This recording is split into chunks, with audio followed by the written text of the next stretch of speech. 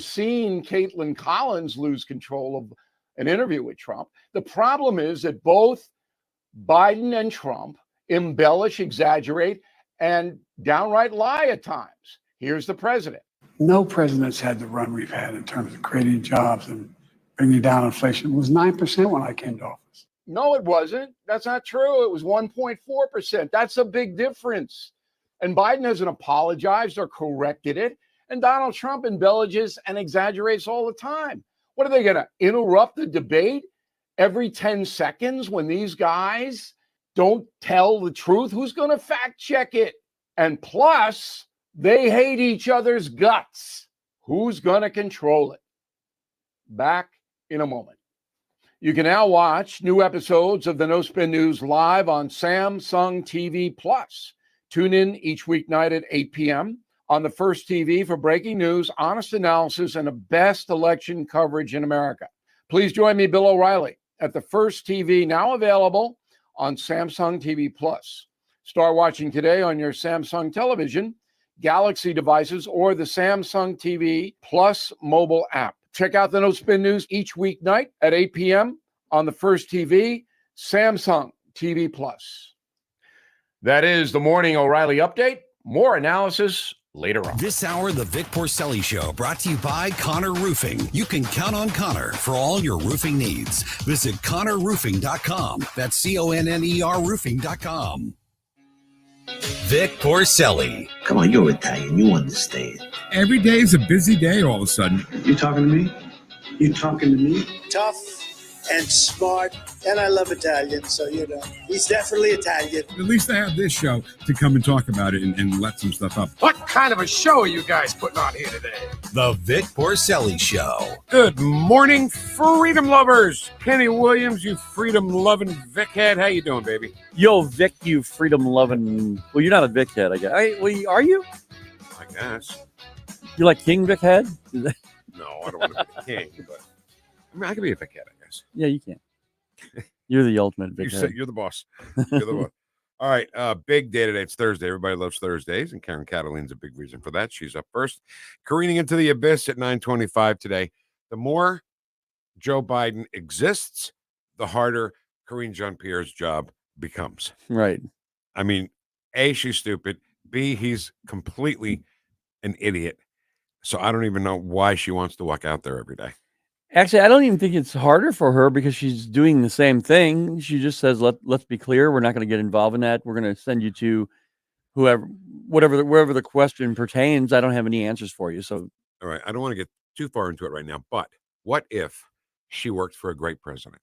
What if she worked for a president that the economy was great, right? Everybody's doing good. She'd have everything she said about being clear would be great. Yeah. But it just doesn't work with this guy. No. Not at all. No.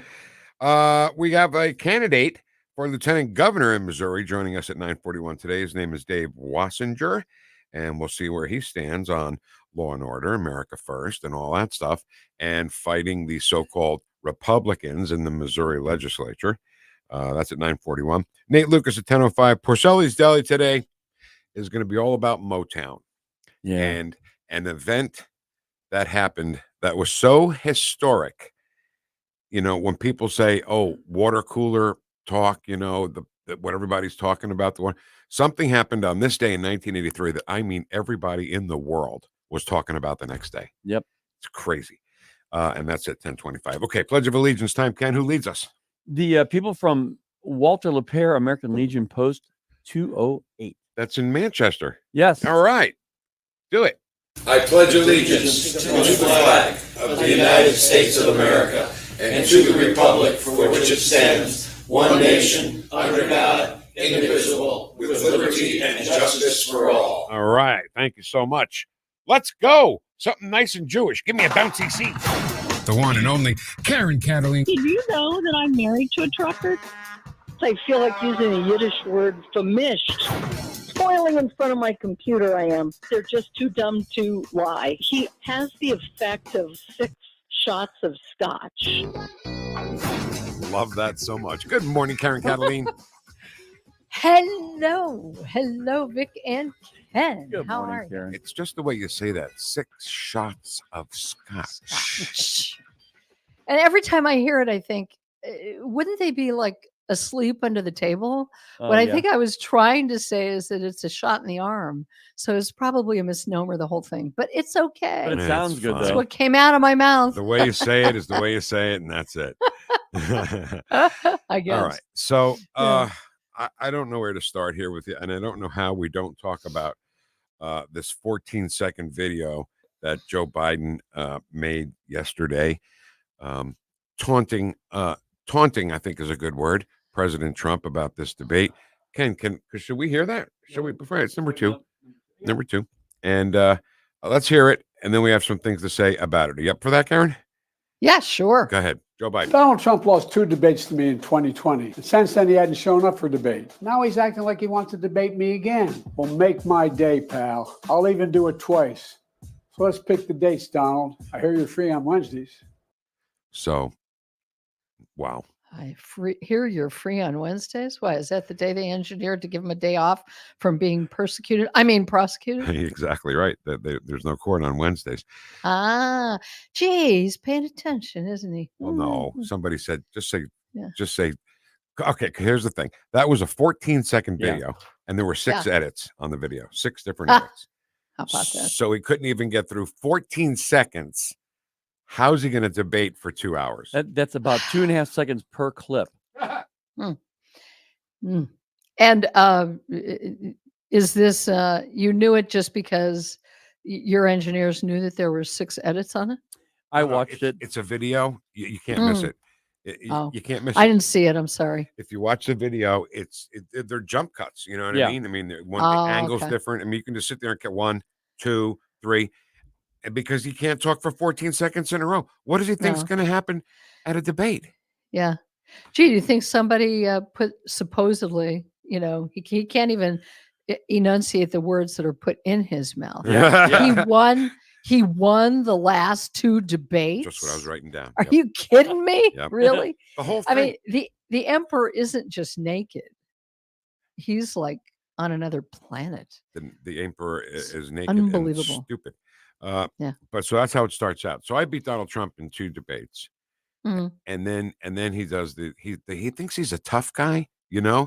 I'd take him out back behind the gym and beat the hell out of him, right? Right. He said that during the 2020 campaign. I don't think Joe Biden beat the hell out of anybody.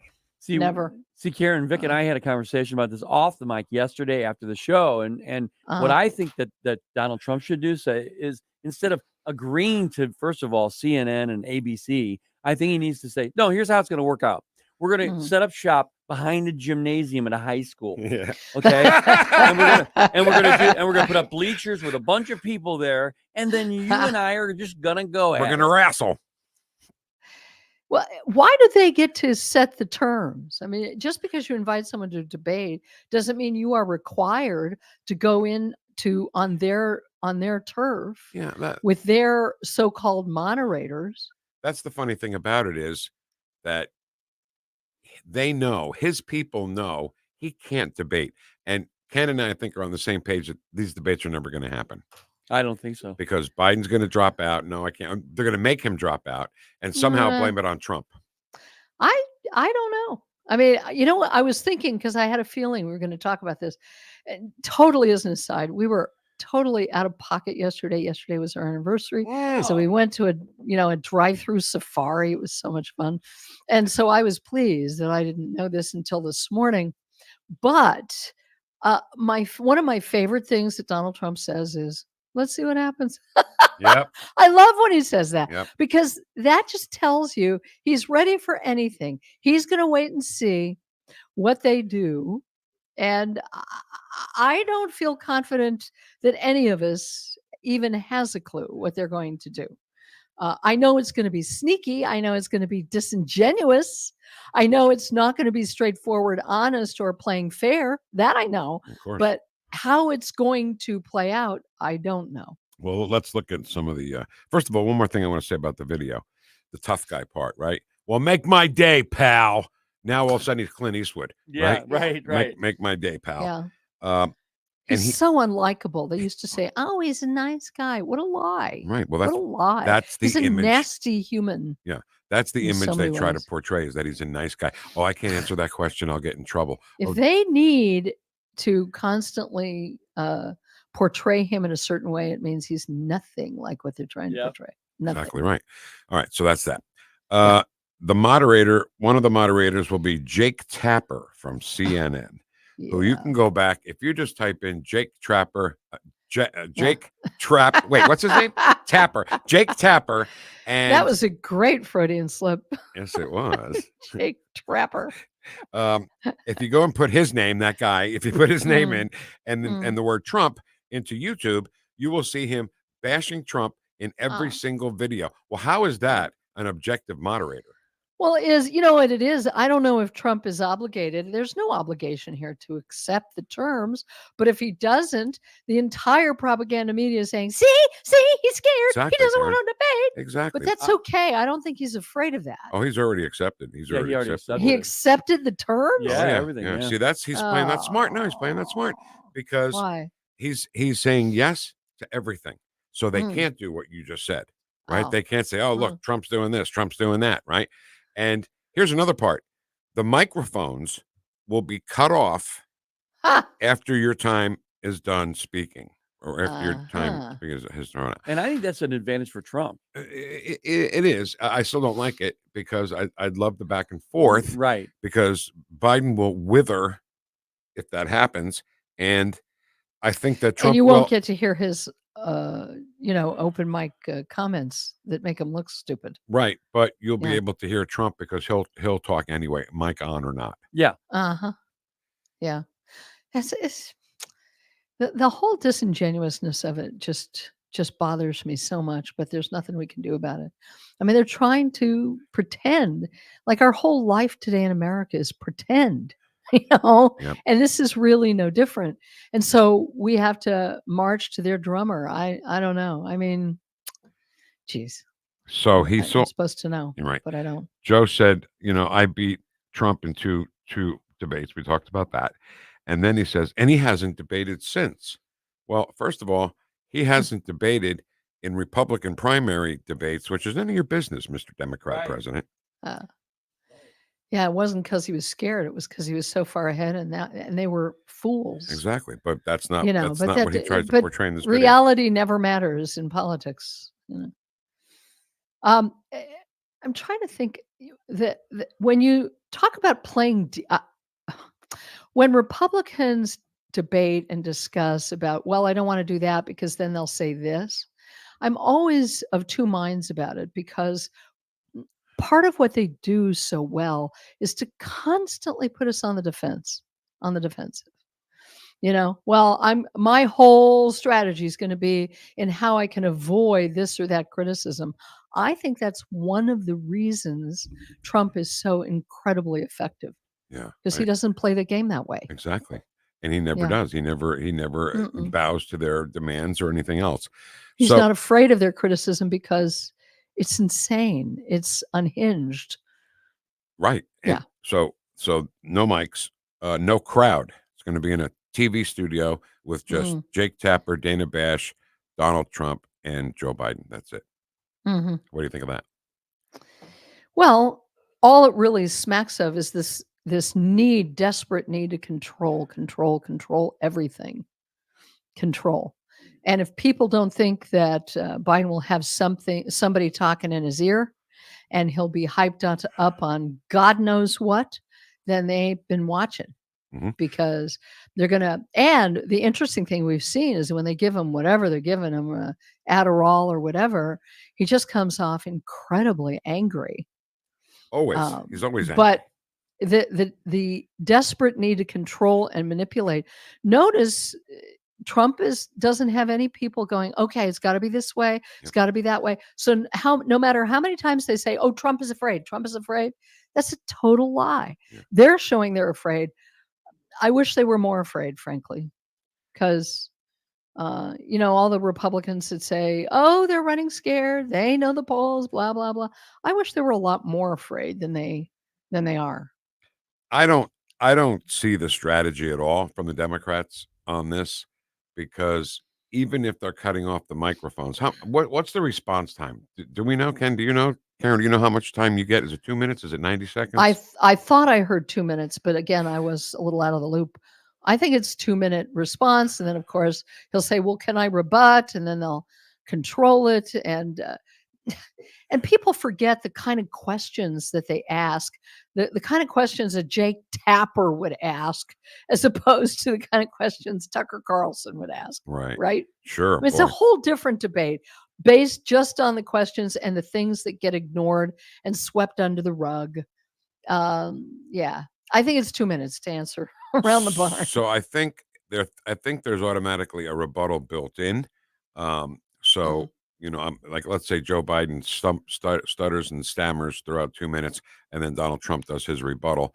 Then Joe Biden's mic should be off at that point. But here's the thing too, that actually our man Jeff, who owns this place, said what Jake Tapper is going to do is ask Donald Trump a question, and then he's going to answer, and then they're going to cut off his mic, and Jake Tapper is going to go, "Yeah, but the data doesn't support what you're saying, Mr. Biden." Oh yeah, you know what I mean? And oh, I totally think that. The other thing I'm wondering, they're so brazen. These people, they're so brazen. What's to stop them from putting Trump in jail and doing a debate with Trump from his jail cell? I mean, that's the kind of thing they would do. Yeah, sure they would. You know, I'm always thinking of the judge that's constantly admonishing jurors, don't do anything to prejudice the jury. That's all they do 24/7 is prejudice everyone. The reportage on these trials are all designed to do that on a regular basis. Trump said this. Was it a crime? No, but he said it. That must mean, you know, it's all bad. Innuendo. It's all prejudicial, just to make as many people hate him. And as we saw, 100,000 people in Wildwood this week weren't exactly buying it, were they? Right. They're not buying that jersey's a blue state, that's for sure. Last thing I'm going to say is, and his I hear you have Wednesdays off. I thought was so crude, snarky, and bad. So yeah, but doesn't it make him the guilty one? Well, you know, if Trump were talking, he'd probably say, "Yeah, because of your administration politically persecuting me." Obviously, it's not like you don't know. He tried to make it a positive, and it's absolutely negative. So last thing I want to say is, clearly the best marriages have anniversaries in May, right? Yeah, yours too. Ken's is the 4th, mine's the 7th. When is happy yours? anniversary? Yeah, you too. Yours was yesterday. Is that right? Yesterday, the 15th. And I believe Jeff and his wife's anniversary is in May. Oh wow, I think so. Maybe we're just contrarians and we don't want to do it in June. That's right. No, we're just cooler. That's it. We're cool, baby. Yeah, we're cool. So there's a guy in our chat box. His name is Ed, and whenever we talk to you, he says, "Hi, Karen. How you doing?" Hi, Ed. How you doing? He likes your voice. Something about your voice he really likes. Thank you. Karen Kataline.com. Thank you so much. We'll see you next week. All right. Bye-bye. Hey, how you doing? So I know you and I are on the same page with this debate. Oh yeah. I'm with Karen though about the whole thing about why is it so controlled? Just let them out there. Let them talk. Doesn't it say that we're not sure we can win this debate with a normal debate rule? I think it tells a lot of people that. That's exactly what it says, you know? I think it tells a lot of independents that, and a lot of actually on the fence Democrats. Yeah, I hope so. All right, careening into the abyss. That's coming up next on 101.9, 94.1 News Talk STL, #1 for live and local conservative talk.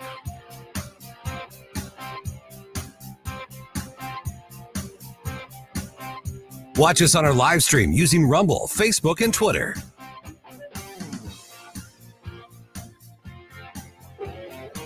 You're listening to the Vic Porcelli Show. Are you ready to choose freedom over democracy? Because that's America. Made in St. Louis for St. Louis. It's News Talk STL. We pick truth over facts. Right. Read the polls, Jack. Yeah. God, there's something really, really wrong with him. Really, really wrong with him. You know, I wonder if Donald Trump will bring up, Ashley Biden said everything they said about what's in her diary, that you molested her in the shower, is true. He should be bringing up that Russia. He should be bringing up everything that was denied. All right, listen, you know that selling your home is a big, big part of your life. That's why you buy the house, to finally sell it and get something out of it more than what you put into it, of course. And my friends Rodney and Jen Wallner are there to help you do that. They are the Wallner Home Selling Team at Berkshire Hathaway. The Wallner Home Selling Team are people who know what they're doing. They know what you need. People sometimes get into businesses and industry that they don't really know what their customers need. They know what you need. So they have flexible commission plans, right? If you're going to sell your home, you need a buyer. You need somebody to buy your home. Well, the Wallner Home Selling Team have so many approved home buyers, not just buyers, already approved, ready to go, that they might even sell your house before it hits the market. You'll be walking out with the for sale sign, get your hammer to hammer it into the ground. Your wife says, no, it's sold. Wallner sold the house. Well, it's great. They sell 15 times more homes than your typical realtor, and they're a great husband and wife team. They're just a great family. They're a great couple. So go to the Wallner Home Selling Team first in Missouri or Illinois, 314-810-SOLD. That's 314-810-SOLD. I really like all the things you're saying. News, analysis, opinion. Thank you very, very much. News Talk STL. Feel the sizzling heat of summer savings at Seidenstricker Nobe Partners. Rev up your summer with 0% financing for 84 months with zero down on a John Deere compact tractor. You can purchase a 1 Series tractor for less than $10 a day. It's time to elevate your equipment game with a hard-working, versatile tractor. Don't let this sizzling hot deal on compact tractors slip away. Seidenstricker Nobe, your partner for the land. Offer valid through 7/31/2024. Some restrictions apply. See dealer for details.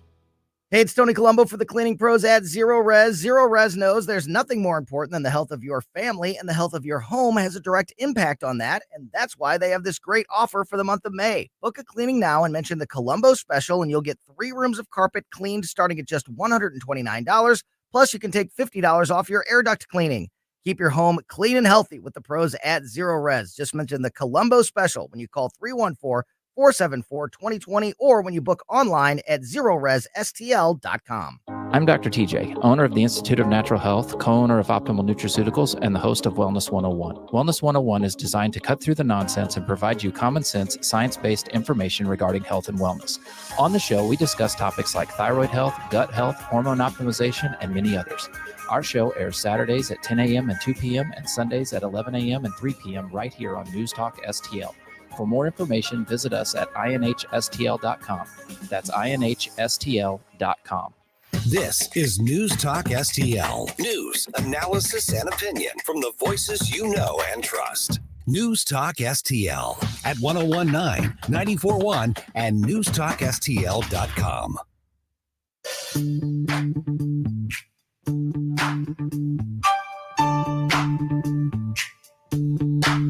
Bush. Talk lines are open now at 314-912-1019. The Vic Porcelli Show. Now go home and get your shine box. You're listening to the Vic Porcelli Show on News Talk STL. Talking to me? You talking to me? All right, now go home and get your shine box. Hey, what did I say? Sit down. Vic. Yo, Vic. I got it. Everybody shut up, okay? Everybody shut up. Listen, our show is in the form of a podcast as well as being on your terrestrial radio. So when we get done, Ken diligently works to get that on in minutes, okay? It doesn't take hours, it takes some minutes to get the podcast up, and you can hear the whole show that way. You can also go and watch us on any stream you like, which is on Facebook, on Twitter, on YouTube. Believe it or not, we haven't gotten thrown off of YouTube yet. And also, of course, on Rumble. And also on X. What did I say? You said Twitter. Well, I still say Riverport. So I know. I will always say Riverport. I will always say Twitter because I fear change. Get off my lawn. And by the way, get off my lawn, you crazy kids. Porcelli's Deli today. Motown, baby. We're going to talk some Motown. Nate Lucas at 10:05. Dave Wasinger, he's running for lieutenant governor in Missouri. Conservative candidate is what it says right here. So let's hope he is. And we'll talk and find out just how conservative he is. And right now, it's time to just relax and be clear. She wants to be clear. Be clear. And now on the Vic Porcelli Show, the peaceful, relaxing sounds of careening into the abyss. I can't wait for chat box time. Oh my God, there's some great stuff in there. I cannot wait. So it's time for Careening into the Abyss with what's her name again? Rose Pierre! Is that right? That's right. What is it? No, Ken, what is it? It's Karine Jean-Pierre. Karine Jean Valjean. That's Yes. from Les Mis. Yes, I Oh know. my God. All right, we're just waiting for her to step up to the podium. Oh, there she is now. Look out, Karine. Look out. Double Doy Thursday. Good morning, everyone. All right, Ken, I guess we're ready to go here. I hate this so much. I hate doing this because I hate her voice. I hate her lying. I hate everything about her. But other than that, I think she's great. Baghdad Bob, here we come. Yep, exactly right. Ken, Karine me. I'm going to ask you about how the president talks about inflation. So 2 times over the past 2 weeks, the president said inflation was 9% when he came into office. Is the president misleading Americans on that, or does it just not realize that inflation was 1.4%? So, and thank you for the question, because I know that we got a lot of incoming on this yesterday. And look, what the president the point that he was making is that the factors that caused inflation was in place when he walked into the administration, when he took office. As you know, the pandemic caused inflation around the world to be by disrupting our economy and breaking our supply chains. As you know, we had to act quickly on dealing with the supply chain. He put together a task force. You saw the president do that. And you know that Mars was in an alternate rotation around the universe. None of that is true. The inflation had nothing to do with the previous administration. Okay. I can only imagine how this economy would be cooking and roaring if Donald Trump won the 2020 election. If I was sitting there as a reporter, my first question, and these people should have been asking this question, then why did it take 14 months to get up to 9.1%, which is what it did? In 14 months, they didn't come rolling in on January 20, right. Saying, oh my God, it's going up. We got to do something. Let's fix the supply chain that we created. I hate her, but I don't envy her position. She sits there and she watches an interview on CNN with her boss and hears him say, well, when we took office, the inflation was 9%. And she's like, oh, God, really? Did you hear that? I just visualized her exactly. TV. She closes her eyes, takes her hand and puts it on her forehead. Right. And sitting in the living room and talking to her partner, whatever that is. What did you see? How am I going to? What am I going to do here? God almighty. All right. Read the book. Just read the binder and you'll be okay. Read the polls, Jack. Read the polls, Jack, and the binder. And the binder, Jack. All right, Karine me. We're still seeing inflation above normal levels, despite everything the administration and the Fed is doing. Do you have a sense of when households can expect to see prices stabilize? So look, here's what I can tell you. What we're going to continue to do is make sure that we are, when it comes to our priority as it relates to the economy, we want to make sure that we're fighting inflation and continue to do so. And so we understand we have a lot more work to do. We get that, but I would state that inflation is down more than 60%, with the lowest core inflation in 3 years, and grocery prices fell over the last 3 months. Wages are up more than the prices over the last year. Please don't do any more. Okay, don't do any more hard work on the inflation. Please don't do anything, because the craziest thing about this administration is they could have done absolutely nothing, and they'd be in better shape in the polls and everywhere else than they are right now. So the inflation at 9% that he inherited when he got into office, what did he do, Ken? First thing he did, what did he do? Oh, executive orders on the pipeline, XL pipeline. Oh, he shut it down. On drilling in Anwar, because oil is bad oil. And now we're paying $3.50 for gas instead of $1.81 at the Kmart, at the Circle K. Yeah, it's Circle K in Afton. And one thing she said there that I was like, wait a minute, how can you possibly be saying this? Everyone is in agreement. Inflation is up and it's continuing to rise. Yeah. She said inflation is down 60%. From what? What? Inflation. Just say inflation. There is no more inflation. Why are you saying there's inflation? There is no inflation. All right, Ken, right now, at this point in history in my head, everything I hear and see, now I have the debate in my head, because now I know these debates are apparently happening. And then when I hear her say about inflation and Joe Biden say inflation was 9%. So if if Donald Trump is asked a question about inflation, which he won't be, by the way. No, he won't. But if he gets the chance to throw it in there, that I left you inflation at 1.4%, you made it go up to 9%.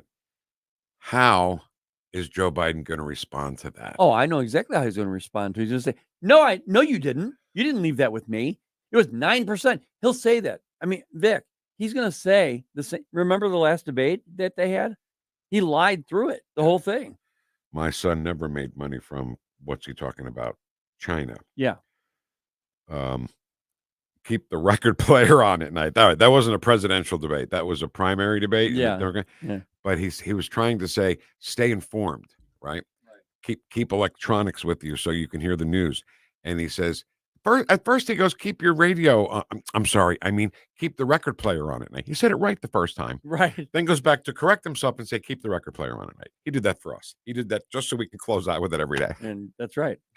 And we're going to continue. Even when he's gone, we're going to continue. What if he's dead? When it doesn't matter, Vic. Okay. It's part of the show. Ken is hard-hearted, everybody, and I love it.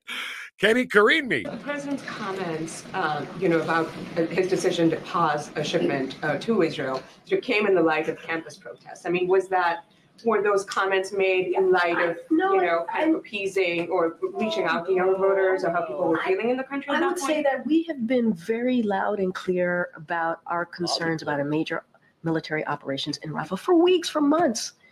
This is something that we have been talking about for some time now. So they're not connected. This is not about politics for this president. This is about the right thing to do. Okay. Number one, it's none of your business. It's none of your business what they do with their war. Okay. Yeah.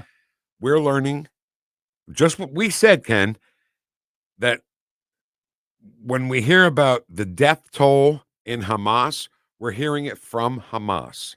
So we're not hearing the truth. Okay. And what did we find out about that death toll? It's probably half or less. Yes. So also, they don't tell you that if there's civilian casualties, that's probably Hamas's fault too, because they build their headquarters under hospitals and schools and places where kids and civilians congregate. Exactly right. And she talks about it's not about politics. When Joe Biden breathes, it's about politics. You know what? I'm glad you said that, because you know what? This entire administration is about politics. That's all it is. And not policy. Right. It's just about Donald Trump is bad. Anything he did, we have to do the opposite. By the way, everything Trump did was good. Economy was good. Everybody was great. So just because it was Donald Trump, we have to do different. And we screwed up the country, but somehow that's not politics. This Biden administration, Biden-Obama administration, because that's really what it is. It is. They hate us. Yep. They don't like America. Barack Obama never liked America. He was trying to change it. Joe Biden is taking the helm with Barack behind him. They don't like this country. So when they talk about things, they're only doing it from the perspective of politics. That's all they want. I think Obama worded it fundamentally transform America. Yes. Which didn't need to be transformed fundamentally or any other way. All right, that's all the time we have for Careening into the Abyss.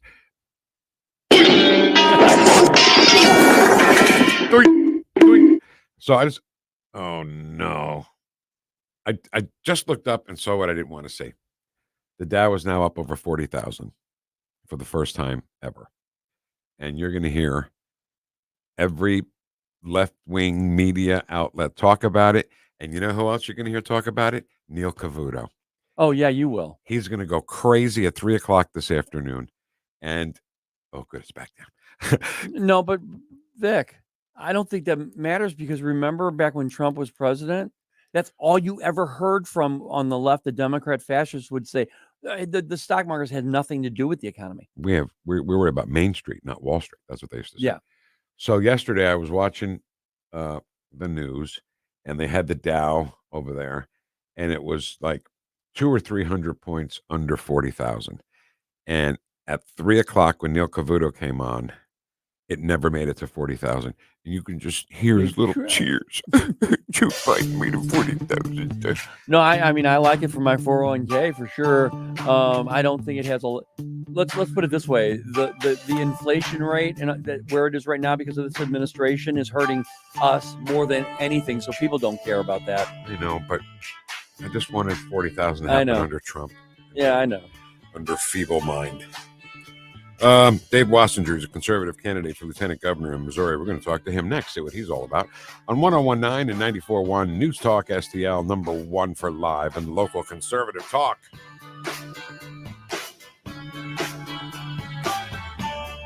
Follow us on Rumble at News Talk STL.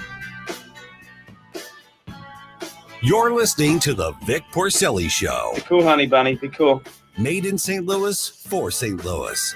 It's News Talk STL. Hey, St. Louis, my name is Rob Carter. If you are sick and tired of the corporate news bubble, if you like unedited information free from corporate money, if you want straight talk with no script, join me weeknights from 8 to 10 p.m. on The Rob Carter Show. Live and local, weeknights at 8 on News Talk STL. Hey, it's Columbo for Capriotti's Sandwich Shop. Capriotti's is famous for setting themselves apart due to their dedication to superior quality and ingredients like slow-roasted, hand-pulled whole turkey and American Wagyu straight from Snake River Farms. That dedication to superior quality is evident from the very first bite into a Capriotti sandwich. Visit Capriotti's Sandwich Shop 7 days a week at the corner of Manchester and McKnight in Rock Hill and get more info, including how to impress at your next event with their great catering at capriottis.com. Larry Connors, USA. Hunter Biden and his artwork. Excuse me, Hunter. Apparently you're afraid of my words. What a coward. The art gallerist apparently claimed that one of Hunter's financial backers purchased most of his paintings for $875,000. What's this? Oh, it's a scribble, but really it's a man walking into his future and seeing his past at the same time. You are the epitome of white privilege. They were laundering money, and he had all of his friends coming forward to help him out. Larry Connors, weeknights at 6 on News Talk STL. Honesty, integrity, humility, purpose. We're looking for people that share these values. As an officer in the Springfield, Missouri Police Department, you'll train in a state-of-the-art facility, learn special skills, and most importantly, learn that being humble through it all builds a better community. Our next training academy starts soon.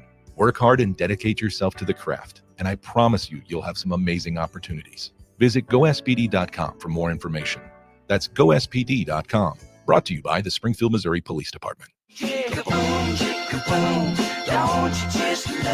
Hi, this is Ron Clutho. Join me for Groovy Grooves every Saturday to hear songs like this and memories that will take you back to a groovier place and time. Be sure to check out the playlist at newstalkstl.com for more Groovy Grooves.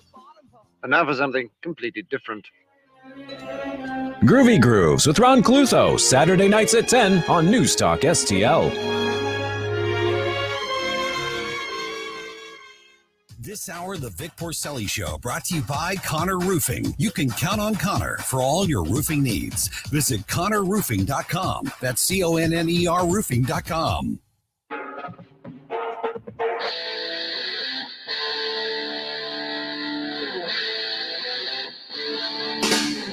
Whoosh. Talk lines are open now at 314-912-1019. You're listening to the Vic Porcelli Show. My son has not made money in terms of this thing about, what are you talking about? China. Made in St. Louis for St. Louis. It's News Talk STL. Talks about China like it's looking for his keys, something in his pocket. What are you talking about, China? Oh, that's that one thing, isn't it? Oh, it's a country, right? Let's keep in mind that was in a debate, presidential debate against Trump. Yep. So this is going to be great entertainment for sure. These two debates with Donald Trump and Joey Bonehead. All right, let's talk to Dave Wasinger, conservative candidate for lieutenant governor in Missouri. Dave, good morning. Thanks for being with us. How are you? I'm doing great, Vic. I listened to you on the way in, and you said you were going to have me on, and you were hoping I would be the constitutional America First conservative that we need for a Missouri lieutenant governor. Well, you found him. I am the only social, fiscal, constitutional America First conservative running for lieutenant governor. So if your listeners and you could vote for David Wasinger for lieutenant governor, it'd be much appreciated. I'm the only candidate endorsed by Missouri Right to Life as well. So we're humbled and proud to have that endorsement. So I'm an outsider running to shake things up in Jefferson City. Hey, Vic, I liked it right to the jugular. Yeah. I was going to ask you, Dave, if you could just wait for me to ask you a question. All right. And then we can I get heard into you on the way all in, that cool Vic, stuff. So I know exactly. I heard you on the way in. All right. Love I it, appreciate love you it. That's listening for good. sure. That's good. All right. So let's get right down to it. America first. Yes, sir. Okay. Law and Order. Yes, sir. All right. Well, those are two good ones. Now, you said you're an outsider. What else is it that you do, like, for a living? So, Vic, I am a native of Hannibal, Missouri. I was born and raised in Hannibal, Missouri, so I have small town values of faith, family, and hard work. And a little bit about myself. I went to the University of Missouri, majored in accounting after getting out of Hannibal High School. I passed the CPA exam. I then went on to law school. Met my wife, who is a lifelong Missourian. She's actually from here in St. Louis. So we've lived in St. Louis for over the last 20 years, and I've owned and managed my own law firm for the last 20 years. That's fantastic. Now, you're from Hannibal. I love that. Shoeless Joe from Hannibal Mo, right? Shoeless Joe Jackson, is that right? You're exactly right, Vic. Is there a statue? Mark Twain, Tom Sawyer, Huckleberry Finn, Shoeless Joe from Hannibal Mo. Is there a plaque or something for him, for Joe Jackson? There's a ballpark down by the riverfront in Hannibal where I used to play Little League Baseball, and I think there may be, or we used to run around barefoot down at Mark Twain Park down there, the riverfront in Hannibal playing baseball, and we used to call ourselves Shoeless Joe. All right. Hannibal Mo. All right. Boy, what a shame. What a career he would have had. I mean, he would have been one of the absolute best if he didn't get involved in that Black Sox scandal. Okay, so let's talk about the border. You know, we're in Missouri. Oh, the border doesn't matter to us. We're in Missouri. Unfortunately, now, because of the Biden administration, every state is a border state. Just your thoughts on that and the importance of, something to do to finish the wall and keep the illegals out. I hate to sound crude, but let's keep the illegals out. Vic, thank you for asking that. Yeah, we need to call on the federal troops at the border. We need to begin calling the drug cartels what they are, and that's terrorists. And we need to start deporting gangs and criminals. If I could, I'll tell you a personal story. Yeah. You mentioned that every state is a open border state. Our youngest son was driving down the highway, was almost killed by someone who just a month earlier had been released from federal prison for running illegals. A man was driving a semi-tractor trailer, no license, no insurance. Our son was in the right-hand lane of the highway. This guy drifted over, clipped the left rear side of our son's car, flips our son's car in front of the semi-tractor trailer, so our son is riding sideways on the front grille of this fella's car, and by the sheer guardian angel or Christian faith or what have you, he survived that accident. But as we're talking right now, there's a warrant out for that man's arrest right now. So my guess would be he's running illegal. So when you say every state is an open border state, Vic, it almost turned our family's life upside down. And you may recall a month or so ago, there's a young boy, 12 years old, here in St. Louis that was killed by an illegal immigrant that crossed over the into the wrong lane and killed that young man. Big St. Louis Cardinal fan. So it really resonates with me and our family because it almost turned our lives upside down. Oh, and I'm so glad because I heard you tell that story and I was bracing for the worst news. So thank God that went all right. All right, so let's talk about the Missouri legislature, which is honestly, Dave, it's a mess. Okay, we've had a supermajority for the Republicans in the legislature for 2 sessions now or more. And nothing's getting done. These people that run as Republicans, but certainly aren't conservatives. And the big issue is the initiative petition reform, which they can't get passed. If you were in the lieutenant governor spot, what would you do, or who would you talk to in the legislature to try to help this situation out? Okay. Well, I, as David Wasinger, as your next lieutenant governor, are going to fight the swamp, or that may be a generous term. Like it's really a sewer in Jefferson City, I think, is taking place as we're talking right now. The swamp is working, and one of the key attributes of the lieutenant governor, number one, our current governor, remember, was the lieutenant governor and stepped in after Governor Grayton's, stepped down. So it's important that you have a social, fiscal, constitutional, America First conservative as lieutenant governor, and as lieutenant governor, it serves as a great bully pulpit to expose the corruption and insider deals taking place in Jefferson City. I think those deals are taking place as you and I are on the phone right now. Yep. I agree. Hey, Oh, I I'm just sorry, had a Ken, real go ahead. quick, yeah, I just had a real quick question for Dave. Dave, as lieutenant governor, a lot of times people, don't hear much from the lieutenant governor. And I was just actually, Vic was going to actually ask Go you ahead. but what do you plan to do as lieutenant governor around Missouri to keep yourself, your profile up so you can address some of these issues? That's again a great question. Yeah, because it was mine. Go ahead. Yeah, well, Vic, you're right. You're Here, hold on, Dave. Hey, Dave. Stole it from Dave, you, but we'll Dave, give it credit for it. You can. We know it all came from you. Again, it's a great bully pulpit to expose this corruption and insider deals. These folks are looking out for the special interests, the insiders, the lobbyists. They're not looking for us, and we need to step forward. For example, we need to spend more on veterans than we do on illegals. We need to get this. The lieutenant governor is in charge of tourism, and one of the reasons this crime in St. Louis, whether it's St. Louis, Kansas City, Springfield, Columbia has a bad crime rate. It is affecting our tourism. So the lieutenant governor needs to use his position as a bully pulpit, to expose these corruption and insider deals that are taking place. So I would envision traveling around the state. If Vic and you were kind enough to have me on your show, I would be happy to get on the show and expose that corruption and the insider deals, and that we're going to shake things up in Jefferson City. Kenny and I are on the same page when we do this show politically, and sometimes he gets into my head a little too quickly, and that's when we play this. Ken Thunderstealer. Well, we get by it, Dave. We make it by. All right, now a couple of things here. Yes, I think the lieutenant governor needs to be seen more, right? I mean, I'm not even sure. I forget what our governor's name is, right? I mean, Parsons. Oh, that's right. Our governor's name is Parson. So being out there, being visible, I think, like Ken said, is paramount. So listen, you mentioned the veterans, okay? I cannot believe the money that is spent in this country, not just in Missouri, the money that is spent in this country on things instead of getting homeless veterans off the street. It breaks my heart. Yeah, and it's sad, Vic, that I think we're spending more, and a lot of states are spending more on these illegals than we are on our great veterans. That simply needs to change, and we need to step into Jeff City. I, as David Wasinger, as your next Missouri Lieutenant Governor, intend on making those types of changes.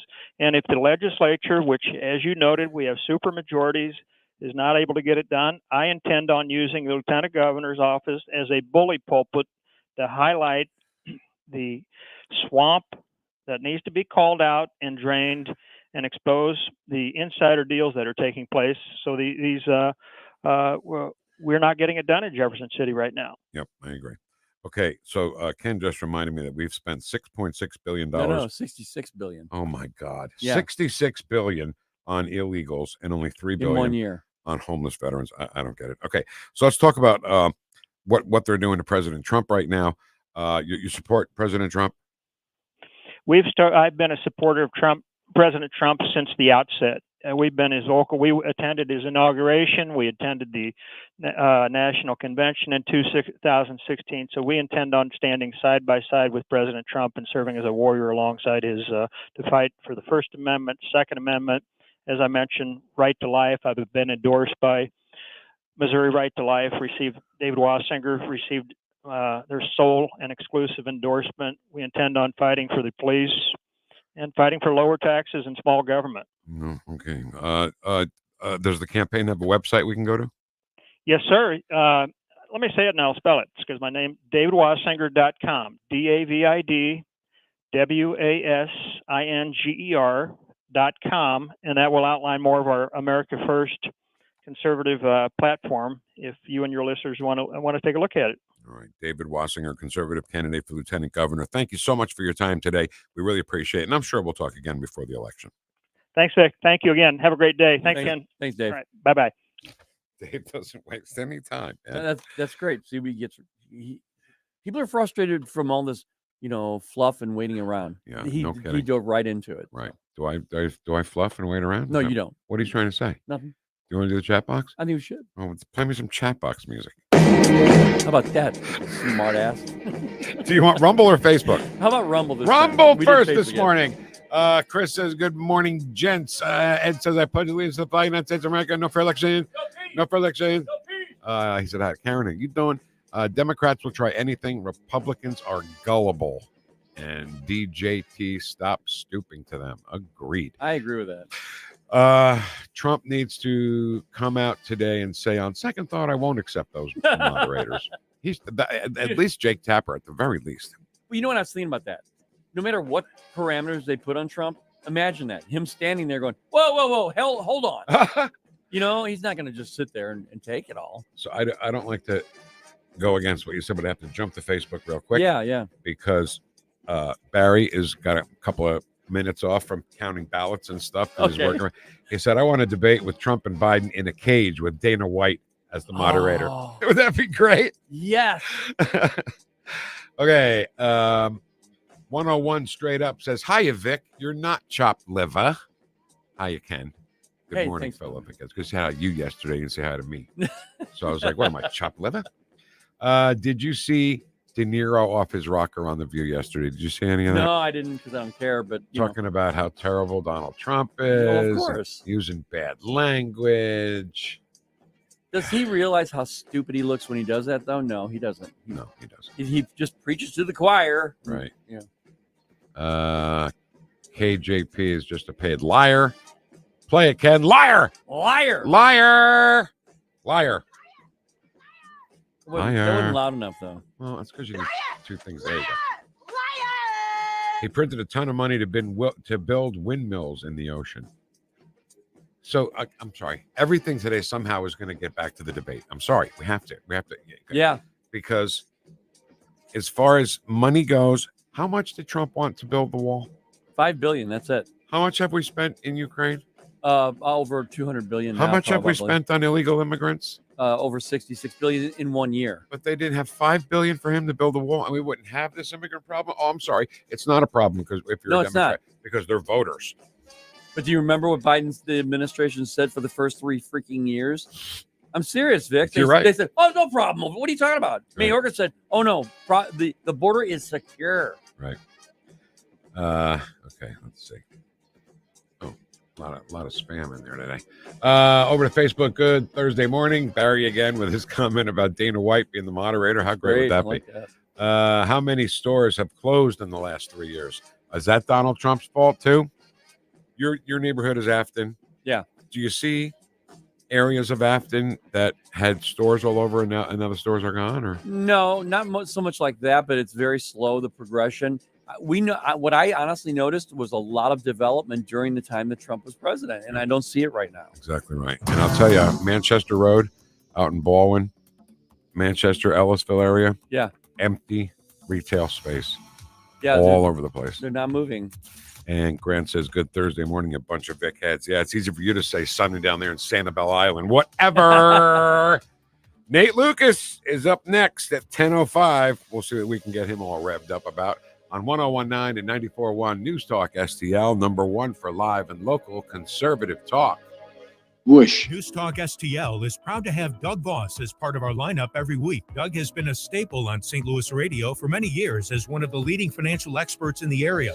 You can hear Doug and Safe Money Radio 3 times every weekend on News Talk STL. And in case you miss anything, you can check it all out at DougVossSafeMoneyRadio.com. What else do our listeners need to know, Doug? Simply put, I focus on helping pre-retirees and retirees build, preserve, and protect retirement assets, and I've been helping my clients solve their insurance and financial needs for the past 33 years. I also strive to educate my clients on how to prepare for retirement, minimize the impact of market volatility on their assets, and deal with the challenges of increased longevity. Call me today at 844-676-SAFE. That's 844-676-7233.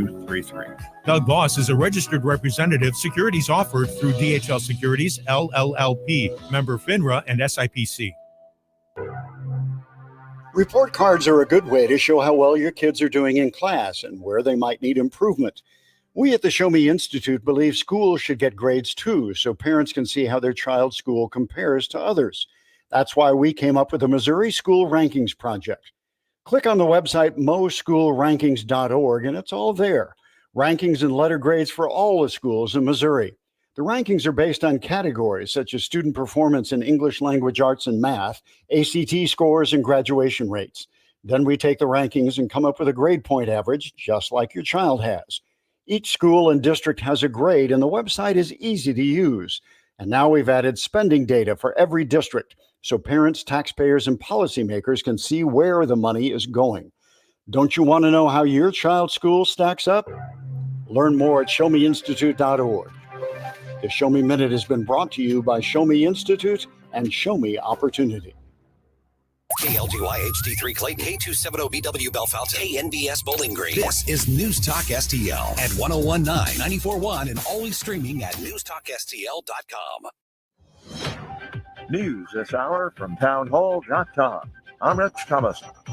The White House wants to keep audio of President Biden's special counsel interview under wraps. The president has asserted executive privilege over the audio recording of his interview with special counsel Robert Hur about the handling of classified documents. In a letter to GOP lawmakers, the White House counsel says there's no legitimate purpose for Congress to obtain the audio.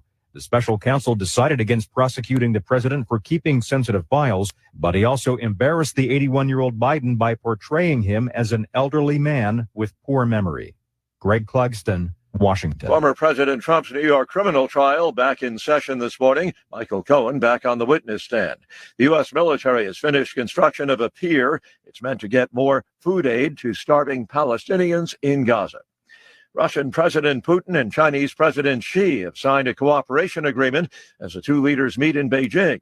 Orville Schell, an Asia Society China analyst, says that Putin and Xi have a long list of shared grievances that bind them together. Both that they feel disesteemed, disrespected, and they feel as if the outside world has helped dismember their empires through color revolutions and through anti-communism and et cetera, and that they are bound deeply in a psychological way by common grievance. American soldier Gordon Black, arrested last week in Russia, has pleaded guilty to theft charges and is cooperating with investigators, that according to Russian state media. Watching Wall Street, the Dow Jones Industrial Average crossed the 40,000 threshold for the first time this morning. Stocks are trading higher. The Dow is up 135 points, just above 40,000. The NASDAQ 52 points higher. More on these stories at townhall.com. Wesley Financial Group is not a law firm. Are you a victim of the timeshare trap and think there's no way out? I'm Chuck McDowell, founder of Wesley Financial Group, the original timeshare cancellation expert. And I'm here to tell you that there is a way out. We've helped over 30,000 families out of financial hardship by getting them out of bad timeshares. If your timeshare agreement goes on forever, if you were told timeshares are a great investment, or your maintenance fees will never go up, you have questions, we have the answers. At Wesley Financial Group, we're dedicated to helping timeshare owners get out of their financial nightmare. All you need to do is give my office a call. I will send you a timeshare exit information kit absolutely free, explaining how the timeshare industry works and your options for cancellation. Call now for your free timeshare exit information kit. 800-256-5533. That's 800-256-5533. 800-256-5533. This hour of News Talk STL brought to you by Senior Memorial. Give Benjamin Schaefer a call at 314-866-8886 or visit memorialplans.com. Senior Memorial Heritage Protection. From the Michaels Flooring Outlet Weather Center. Showers and a few rumbles of thunder building in from the southwest this morning into the midday hours, but no severe weather with this batch, thankfully. But this afternoon from about 2 to 7 p.m., let's watch for an isolated stronger storm or two, some hail and some gusty winds. The chances are a little higher south of St. Louis, up to 75 for the high. Rain chances drop off a bit tonight, but we're still mostly cloudy and in some spots wet as we drop to 64. Friday brings more rain chances, odds at about 50%. 78 tomorrow afternoon. That's your first alert forecast. I'm meteorologist Matt Chambers. Vic Porcelli. Come on, you're Italian. You understand. Every day is a busy day all of a sudden. You talking to me? You talking to me? Tough and smart, and I love Italian, so, he's definitely Italian. At least I have this show to come and talk about it and let some stuff up. What kind of a show are you guys putting on here today? The Vic Porcelli Show. All right, welcome home to 1019 94.1 News Talk STL. I'm Vic Porcelli. That guy over there is Ken Williams. Nate Lucas coming up in a bit. The deli today, Porcelli's Deli, is going to be about Motown music. Who doesn't love Motown music? And as a part of that, an event that happened that I swear to God, everybody in the world was talking about the next day. I've never in my life seen an event that did it like that. Yeah. Okay. So we'll talk about that. And who doesn't love Motown music? Right. I said that like Karen. What? You did. God. Oh my goodness. Nate Lucas, good morning, my friend. How are you? Good morning. How are you guys doing? We're good, man. We're good. So I don't know if you know, Nate, but Donald Trump's on trial. Did you know that? I've seen, yeah. I mean, it's a spectacle, all right. It's funny if you just go to like CNN's webpage. I mean, it is wall-to-wall coverage of what you would think is the most pertinent case that's ever hit the United States of America. And it got me thinking. Yesterday, I listened to 2 hours and 20 minutes of Aaron Rodgers and Tucker Carlson, and it was the most fascinating dialogue. And they got into the point of no one covered the Ghislaine Maxwell trial. No one. There was no coverage of it. And you would just wonder, why is that? Yeah. And it's funny that this morning on the Today Show, because Kenny and I have this theory that if the Today Show's not talking about it, we're winning. Yep. Right? So today they talked about the debates, right? That's all they do is talk about the debates. Not a word about this trial. Not a word about how Michael Cohen is the worst witness they could have used, right? Because he's a liar and a perjurer himself. And then yesterday, you guys, I don't know if you saw this, but a guy named Michael, I think his first name is Michael Costello. Yeah. Who was a legal advisor to Michael Cohen, said Michael Cohen is lying about everything he's saying. Yes. And then Michael Cohen's getting cross-examined right now. So I don't know, when their two-star witnesses are a liar and a whore, that's not a very good case. I just hope, you're putting your faith, though, in jurors from that area. And that's what I'm concerned about. And then you look at how phony this trial is from just the beginning of it. And it all seems cooked up to deliver a conviction. And it's so obvious to anyone paying attention what this is. Yep. And yet it's allowed to go on. And I think it's truly probably when we look back on this at some point, it'll be the biggest stain on the United States of America's justice system. And the fact that the president of the United States of America, Joe Biden, or whoever is running the show, decided to have his DOJ go after Donald Trump like this. You don't realize that you're living in history while you're living in history. And this is truly a historical moment. And I think it'll be written about and talked about for generations to come. Even if we don't, we might not get there, though, because climate change. So, Now, listen, I couldn't agree more. And I've even said that, just not as eloquently as you just said that when history is happening right in front of you, you don't realize it's history. Yeah, and it will be. Like when you're in Yankee Stadium on September 30th, 1927, and Babe Ruth hits his 60th home run, you have no idea what kind of history that is that lasted for, 40, 50 years before Roger Maris had 61. That's one thing I want to say. Another thing is, Nate, we only need one juror to not vote to convict, just one. And then it's a mistrial. And then, by that time he'll be elected, and then it'll be a whole different story. Do you remember, I think this was from Atlanta, though, where one of the grand jurors was interviewed, and she looked like she had gotten a bad batch of mushrooms. And she's sitting there being interviewed, and she's going, I just thought it would be really cool to see him. And you're like, oh my God, where did they get these people? Did they pull them out of the insane asylum? Yeah. And I wouldn't put it past this corrupt DOJ to find the jurors, regardless of what the prosecution permits in terms of jury selection, the defense, I think a lot of this is a rigged game, and it's, you can't convince me otherwise, because this whole thing is such a sham to begin with that it all feels phony. And at some point, the dam has got to break. Now, I don't know who does this, and I don't know how fair this would be, but after this, whatever happens here, if it's a mistrial, if he's acquitted, I don't think he's going to be convicted. I can't see 12 people listening to Michael Cohen and Stormy Daniels and convicts him. And not only that, Nate, but I read about this. There's a economist that says if Trump is actually put in jail, if he goes to Rikers Island, this is our country is officially, and I'm going to use the term banana republic, but he said it was worse than that. And internationally, treasury bonds and everything will be worthless.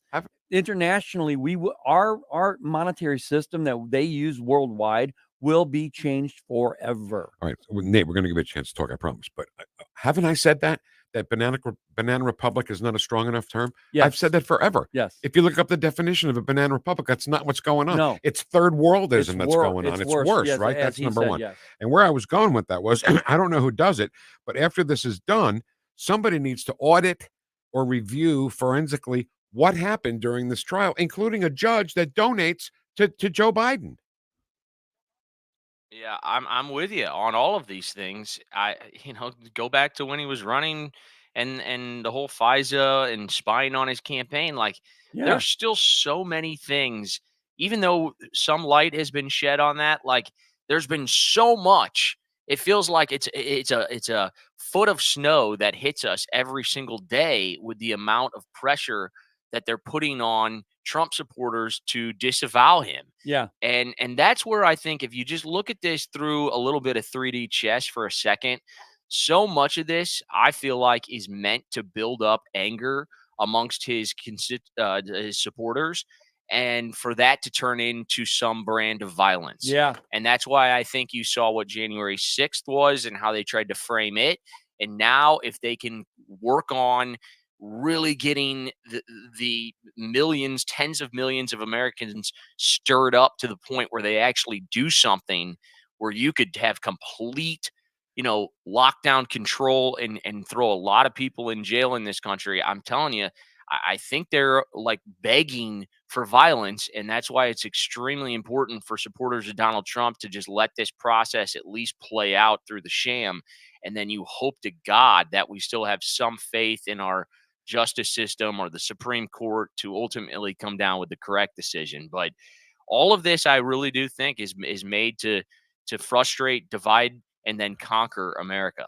Well, I've thought about that also, and take January 6th and put it on steroids if Trump goes to jail, because what's going to happen is we're going to protest to a level that I don't think this country has ever seen, even in the 60s, if he goes to jail. And I'm talking about even worse if God forbid something else happens. And let's just remember, if Donald Trump goes to jail, Secret Service goes with him. Yeah, look, I don't know. I think they got this mugshot, remember how huge of a story that became. I just cannot see him actually going to jail, but maybe that's where it ends up.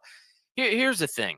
I saw a tweet the other day. I think it was Molly Hemingway, who maybe said that maybe it was an article or something. She said, never Trumpers are becoming never Bidens. And when this little press corps flack gets up there, Karine Jean-Pierre, and she just blatantly lies about how most Americans, the majority of Americans, are on board with the decisions that this administration is making, I think she's just blatantly lying. I think she is so full of it. Polls don't reflect that. They lie about inflation when he took over and where it's at now, and they say it's like 8.5%, 9%. I think those are bogus terms. I think it's much higher than that. That doesn't even include just cost of everyday items. You said it's the economy, dummy. And at the end of the day, more people in this country believe, this was a CNN poll, that the economy would be better under Donald Trump than Joe Biden. Well, duh. I mean, if you're like the 20% that believe that Joe Biden's economy has a more robust future than Donald Trump, then you are not only stupid, but my God, what should we do with you? Yeah. Okay. And so that America, like people at some point, I think, just have to recognize that what this administration is doing, it feels like a foreign entity as a Trojan horse that has taken over our government. And they're just lying to you and saying, look, everything's great. The majority of people appreciate what we're doing.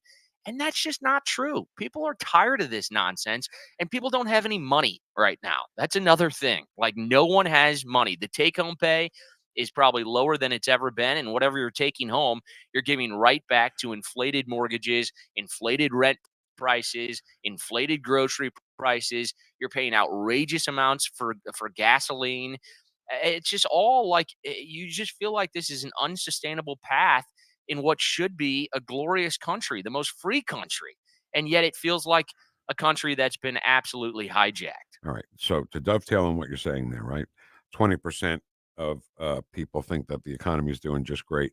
A couple of weeks ago, we talked to Carolyn Levitt, who is the Trump campaign national press secretary, and she was on Mornings with Maria Bartiromo the other day, and here's why she thinks Americans are voting for Trump. It's inflation, it's immigration. Doesn't matter if we're in Michigan or Miami or even here in Midtown Manhattan. Voters are hurting. And Joe Biden's, I hope they continue to deny the polls, because they're denying the reality that Americans are living in every single day. People in this country are hurting. President Trump recognizes that. That's why he's running to rebuild our economy, to unleash the might of our energy industry, make gasoline cheap again, secure our southern border, demand law and order, common sense. That's what we need in this country. That's what President Trump stands for, and that's why he's leading in the polls. I just saw a meme yesterday, Nate, that it was like a minute and a half long. I just watched it. I think it was Caroline Levitt actually that posted it, where it was nothing but Trump's caravan driving through the Kentucky landscape, and it was just nobody's talking or anything. And I'm thinking to myself, and every once in a while you'll see a Trump sign.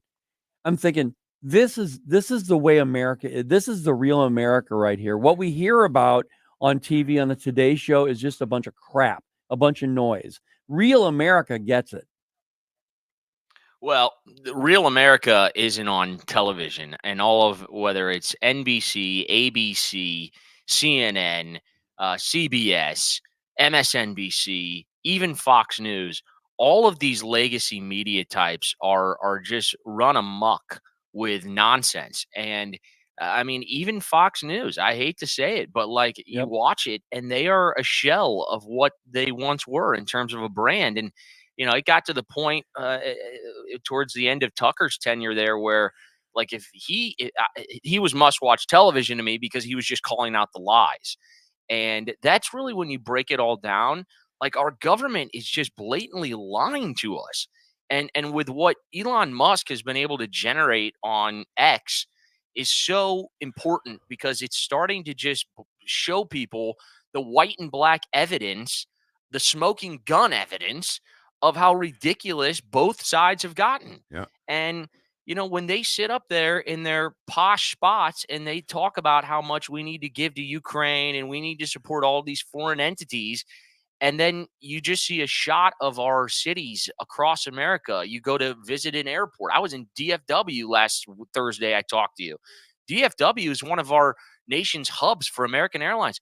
The airport, it was a disaster. I mean, it was like, you wouldn't expect that. Mm. And so those are the types of things when they talk about infrastructure.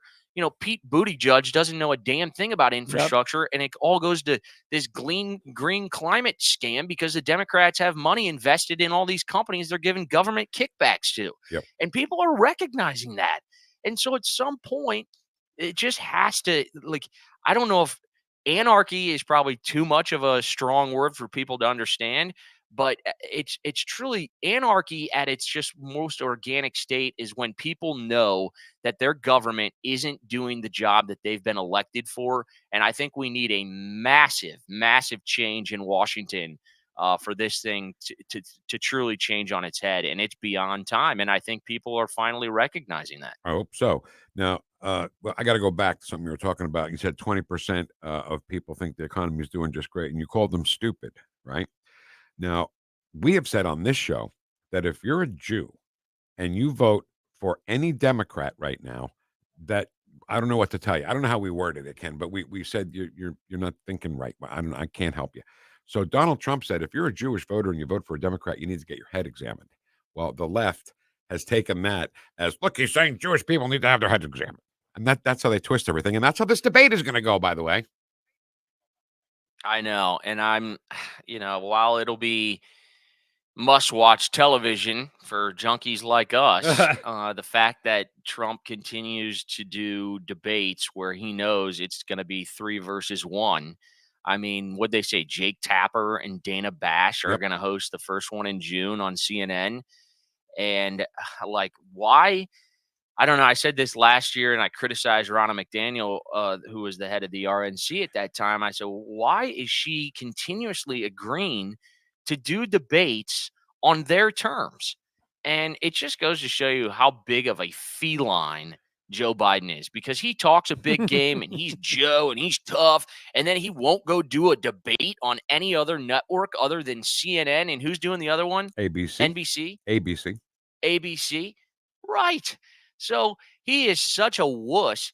He won't take his presidential stake on any network that might challenge him, or where he won't be just propped up as a complete puppet up there. And that's a damn shame, because America, if they only pay attention to legacy news, they don't see him falling downstairs. They don't see him misinterpreting foreign leaders for countries that have nothing to do with what he's talking about. They don't see his rambling, his walking off the stage. I mean, the guy is absolutely dementiated, and yet they continue to sit there and say, "Oh, he is just a strong, outgoing personality." Stop pissing on me and telling me it's raining. It's just ridiculous. Love it. Jake Tapper on CNN has said things like Trump's presidency was a nightmare. And then you're having that guy supposedly be an objective moderator. It just doesn't make sense. All right, we're running out of time here, Nate. But I do want to play you something since you are a sports guy. Don King, boxing promoter. Let's see who he endorses. Number one, this is history. We have our 2024 election. I work with President Trump. Do you have a quick message for our good friend and our brother? Yes, get reelected. And we must reelect him to save ourselves. Vote for Trump is a vote for yourself. Because we got to fight the system of lies and creation of wrong being right and right being wrong. That's got to be eliminated. And the only man who has the intestinal fortitude to be able to stand up and fight the system like it should be fought. Yes, America, let's save ourselves, and then we can help others to be safe. Don King endorsing Donald Trump, Nate. That's unbelievable. Well, I took a pass from going to school one day in high school to go watch Don King promote a boxing event here in St. Louis. And let's just say that was an interesting event. But Don King, fascinating guy. I do think that if you just try to get through the nonsense of polls, Black America is definitely hurting, and their communities, policies that Democrats have put in their communities for decades have not worked. And so they, I think more so than ever, are waking up to this nonsense and noticing that, life under Democrat law is awful. Yep. And I think that's why you're seeing this huge influx of immigrants at the southern border, because Democrats are aware that Black America is about done with them. And so they need a new crop of slaves to incarcerate mentally for the next 20 years. And how about one more quick sports endorsement for Donald Trump? This was in the 100,000 people rally in Wildwood, New Jersey. Oh, just the best linebacker to ever play in the NBA, in the NFL, Lawrence Taylor. I grew up a Democrat, and I've always been a Democrat until I met this man right here. I'll tell you what. He will not have to worry about nobody in my family ever vote for a Democrat again. That's the way to talk right there, Nate. Just real quick, Trump is not a Republican. He's not a Democrat. Yep, the man is a populist who is America first. And when anybody goes into anything different than when they try to veer off that road, just remind them that Trump loves this country, something that many of our leaders despise. And that's why they're going after him so hard, because he loves America. And we love you, Nate Lucas. We'll see you next time. NateLucas.com. Thank you so much, buddy. Thank you. I love you guys. Hey, thanks, Nate. See ya. Yeah. What's wrong with me? I don't know. All right, listen. Well, Who is this? Michael Jackson? Who could this be? Not that this is on the Motown label. No. But Michael Jackson, huge Motown star, went with the Jackson 5 and all that. So, Motown music, the topic on Porcelli's Deli, and that is next on 101.9 and 94.1 News Talk STL, number one for live and local conservative talk.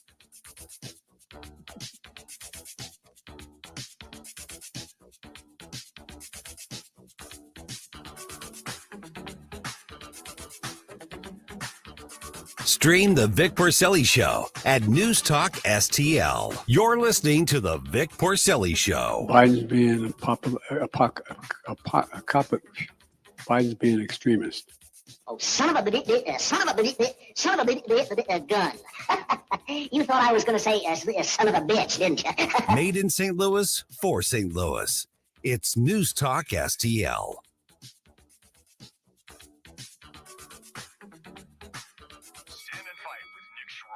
Hey everyone, this is Nick Schroer from Stand and Fight every Sunday 8 to 10 p.m. If you need tree removal, storm damage, repairs to trees, tree trimming, pruning, if your bushes are out of control, call River City Tree Service. Free quotes right now, 314-270-8071, 314-270-8071. Professional tree services performed by ISA certified arborists. Request your free quote at rivercitytreeservice.com.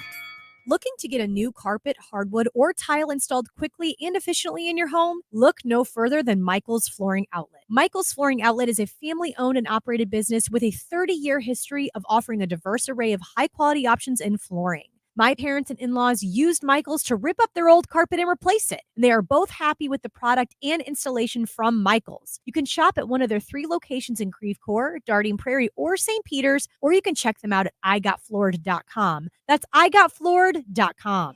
To all our incredible supporters, we at the David Dorn Foundation say thank you.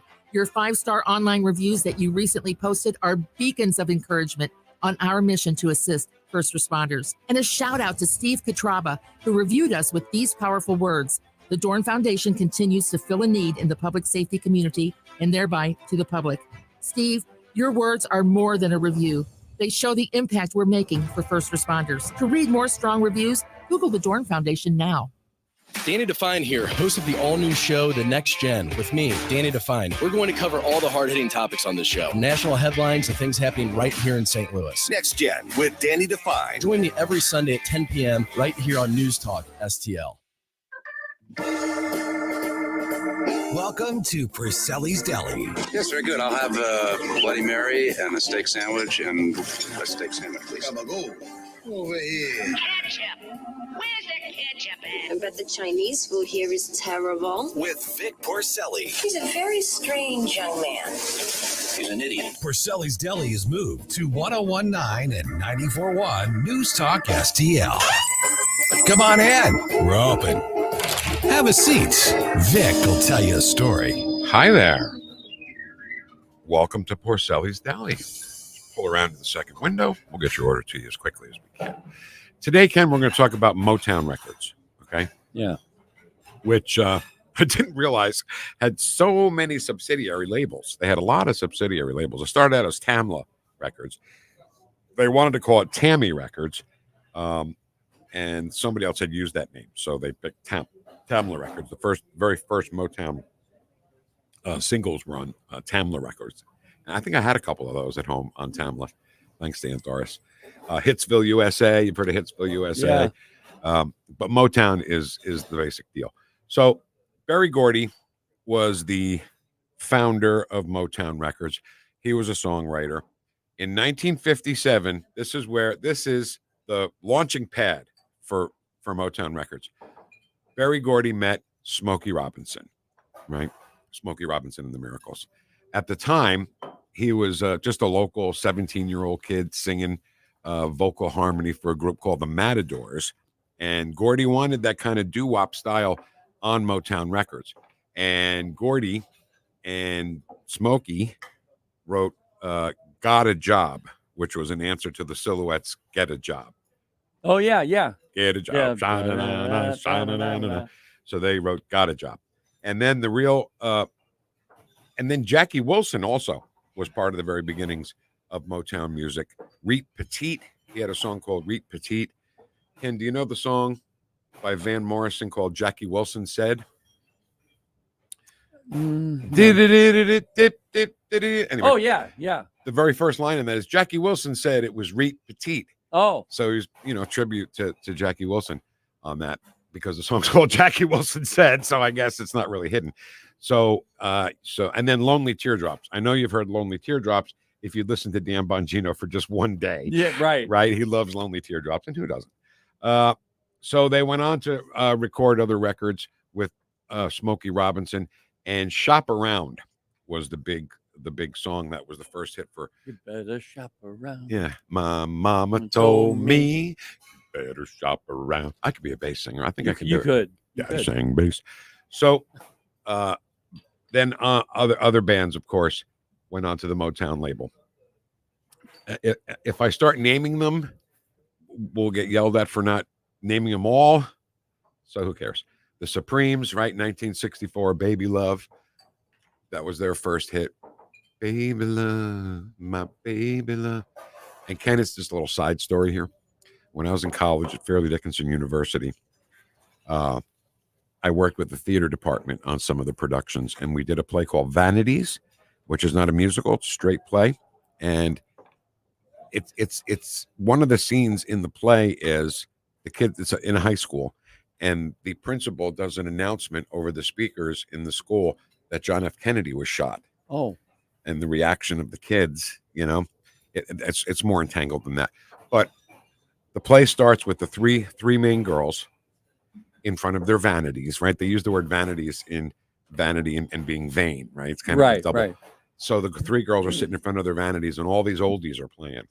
And I'm playing the music from the booth. I'm playing all the old songs. Okay. And the girls knew when I played Baby Love by the Supremes, when that was over, start your line, start the play, let's go. So I thought it was really cool. Yeah, that's cool. Because I had to wait. It was up to me. It was my call. And when I wanted to play Baby Love, when enough people were seated and everything was cool. I don't know, it was cool.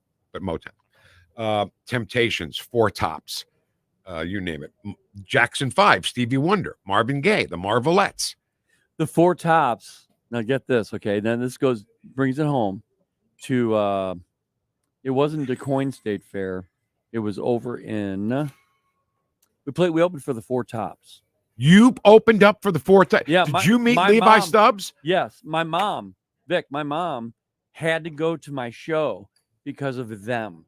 And my mom got a picture with them, but she also got a signed copy of the Four Tops together. And I can't remember the town. It's right over here across the river. Valmeyer? No. That's not. Well, you think about it. Yeah, I'll think about it. Levi Stubbs also was the voice of The Plant. What's the musical with The Plant? Oh, Rocky Horror Picture Show. Nope. No. Anyway, Feed Me Seymour. That voice is Levi Stubbs in the movie, at least. Can't think of it. Oh, Little House of Little Shop of Horrors. Little Shop of Horrors. Yeah. So there's The Plant. Right. And that's Levi Stubbs. Oh, from the is Four it Tops. really? Yes, it is.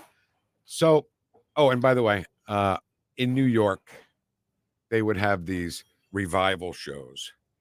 And I went to one that had Jay and the Americans, which I loved Jay and the Americans. Their song, Come a Little Bit Closer, I think is one of the coolest stories that a song tells, right? He's in the bar, sees this girl. She says, come a little bit closer, you're my kind of man. Yeah. And then one guy in the band said, because she belonged to bad man Jose. And then Jose comes, and then he drops his drink and he runs out the window.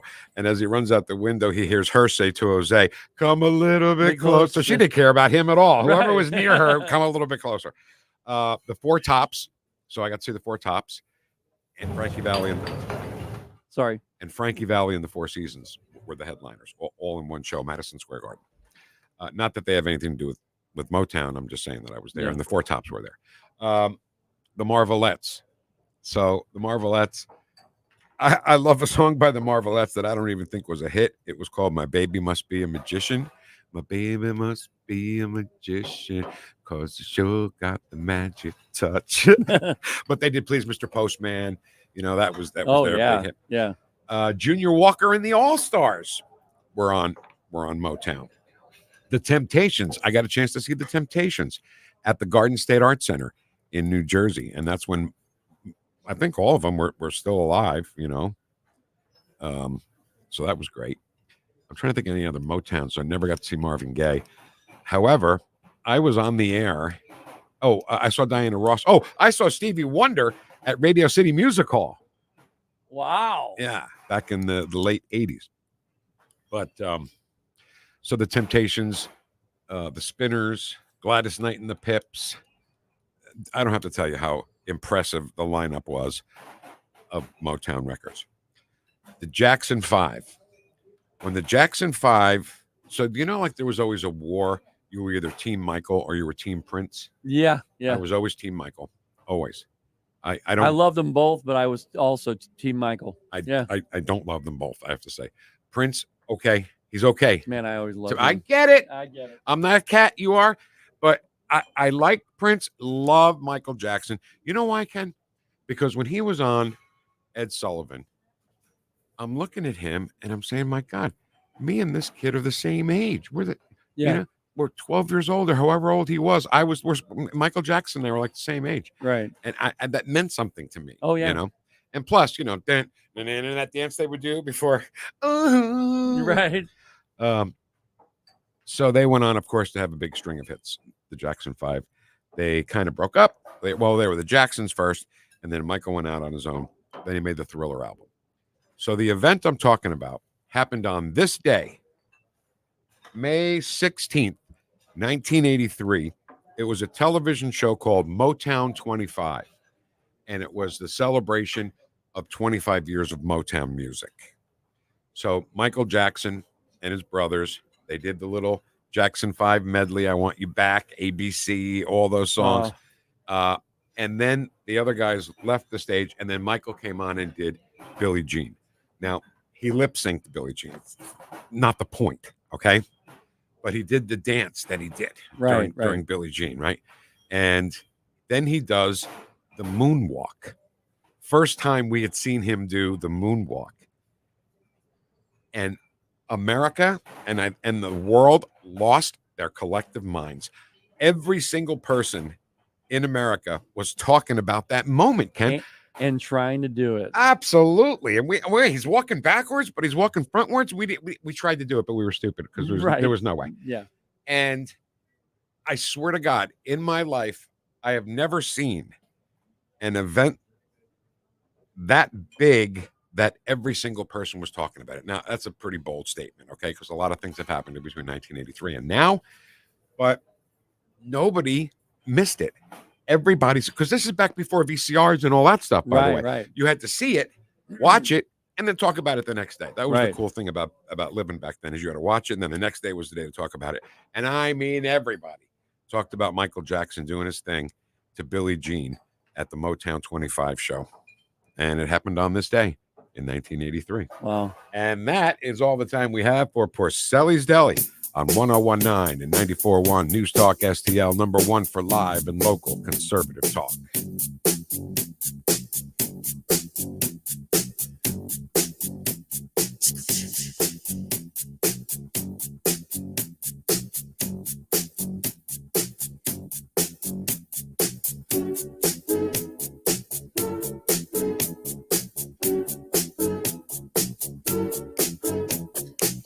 She was more like a beauty queen from a movie scene. I said, don't mind, but what do you mean? I am the one who would dance on the floor and around. She said, I am the one who would dance on the floor and around. Tuna on toast, coleslaw, cup of coffee. Yeah. No, wait a minute. I always have tuna on toast. Nothing's ever worked out for me with tuna on toast. I want the complete opposite of tuna on toast. Chicken salad on rye, untoasted, with a side of potato salad and a cup of tea. Be careful what you do. Don't go around breaking young girls' hearts. And mother always told me, be careful who you love. Be careful what you do. After the lie comes the truth. Really change my love. The Vic Porcelli Show, made in St. Louis for St. Louis. It's News Talk STL. Everybody talked about it. Every single person in America and the world, I believe, talked about that the next day. All right, so listen, we had a conversation about Social Security. Chris Cooper from Serenity Wealth Management gave us some great facts about Social Security. And the thing about it is, it was never designed to be a retirement plan, okay? It was a don't be a drain on society plan to cover the basic necessities, but no more. It started in the 30s when eligibility for full benefit was 65 at a time when life expectancy was 67. For workers paying into the program for four workers paying into the program for 2 workers receiving benefits for maybe 2 years. And the more money you put into it, the worse your payout was, right? If you had $30,000 a year in earnings, $14,000 was what you got, and it just gets, worse from there. So Social Security is paid by workers and employers at 6.2% of earnings, each up to a current max of $168,000. It's little things like this that you don't realize that Chris Cooper can help you tax efficient solutions to your life, to your savings, right? To your nest egg, to your 401k, anything to do with wealth or money. Chris Cooper has a way to steer you in the right directions with great tax-efficient solutions. You definitely should get his book. It's called The CPA's Guide to Tax-Free Strategies for Long-Term Care. We don't want you to forget that Chris does that too, but he does a lot more, okay? So get it at SerenityLTC.com. That's SerenityLTC.com. Serenity Now with Chris Cooper. Investment advisory services offered through Alpha LLC, SEC registered investment advisor. Insurance and education services offered through Serenity Wealth Management. Serenity Now! No big old corporate lib AM station telling us what to say here. Conservative talk for St. Louis. This is News Talk STL at 1019, 94.1, and always streaming at newstalkstl.com. Springtime in St. Louis, and if you hate to paint, do what your neighbor Mr. Rob Miller from Harvesttown Auto Body in St. Peters did. He called Rhino Shield. Rob, what was the thought process for going with Rhino Shield as a business owner? My family's business is over 10,000 square feet, and it did not have the curb appeal I wanted. Rob, tell everyone how the experience was with Rhino Shield from start to finish. The process that I liked was when you came out, you gave me all of these options that would fit my building. Our building was really faded. I don't want to have to paint my building again. 25 years is a long time to not have to worry about the outside maintenance of your building as far as paint. That's a no-brainer. That's why Rhino Shield worked for me. Are your neighbors jealous? I would be if I was them. Thanks, Rob. Now it's time to call 877-25-RHINO. 877-25-RHINO or 877-25rhino.com. Genius. Don't paint, don't Rhino, go Rhino Shield. Never paint your house again. Rhino Shield. Columbo and Katie. Harrison County Board of Education is punishing and suspending 13-year-old girls from being able to compete in their sport because they didn't want to compete against a boy. Meanwhile, protesters violently taking over buildings and breaking the law and threatening violence, they're not being punished, but these 13-year-old girls are. Tony Colombo, Katie Fitzpatrick, weekdays at 2 on News Talk STL. Feel the sizzling heat of summer savings at Seidenstricker Nobe Partners. Rev up your summer with 0% financing for 84 months with 0 down on a John Deere compact tractor. You can purchase a 1 Series tractor for less than $10 a day. It's time to elevate your equipment game with a hard-working, versatile tractor. Don't let this sizzling hot deal on compact tractors slip away. Seidenstricker Nobe, your partner for the land. Offer valid through 7/31/2024. Some restrictions apply. See dealer for details. Fox News commentary. The San Francisco Department of Public Health has a managed alcohol program, also known as Beers for Bums. I'm Tommy Lahren. More next. Donald Trump Jr. here. Since January of 2021, the cost of living has increased by 17.9%. You can't get that money back, but you can stop your losses by diversifying into a gold IRA from my friends at Birch Gold Group. To learn more, get your free info kit on gold IRAs by texting the word shelter to 989898. That's shelter to the number 989898 to get your free info kit from Birch Gold now. Message and data rates may apply.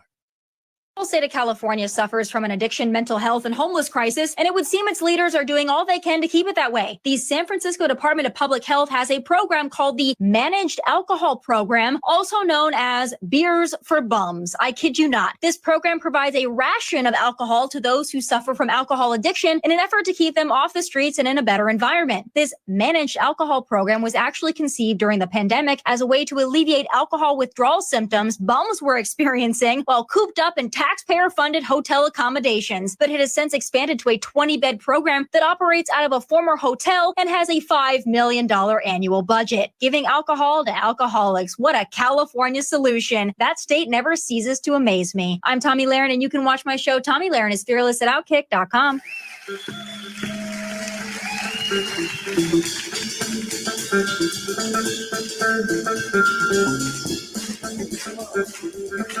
Talk lines are open now at 314-912-1019. You're listening to the Vic Porcelli Show. In our time, there's still the old ghost of new garments. We all need to rise to meet the moment. English, motherfucker, do you speak it? On NewstalkSTL.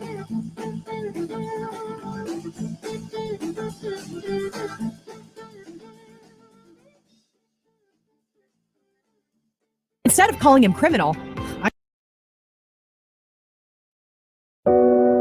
Libs and never Trumpers. Do you wake up every morning to the ringing of Trump's voice in your head? You may suffer from moderate to severe Trump derangement syndrome or TDS. There is hope. New MAGA Strength Trumpinol. Magadonian approved. I had it really bad. So I take the Ultra Mega Trumpinol with extra Kofifi. And now, instead of calling him criminal, I kind of like the bastard. Side effects may include the desire to become pro-life, question the media, defund Ukraine, support Israel, wave the American flag, close the border. Ask your doctor if Trumpinol is right for you. Make yourself great again with new Trumpinol. Ladies and gentlemen, I'd like you to stand up and give Ken Williams a standing ovation for that spot, because it's like your voice is so empathetic. You poor never Trumpers. Poor thing. You poor things. You suffer from Trump derangements. I'm glad I don't. I'm glad I don't as well. So, we've all heard of never Trumpers. God knows there's never Trumpers flying around in the air. Matter of fact, if you have never Trumpers in your life, be sure you get new anti-never Trumper spray. Let's spray the room here just to get all the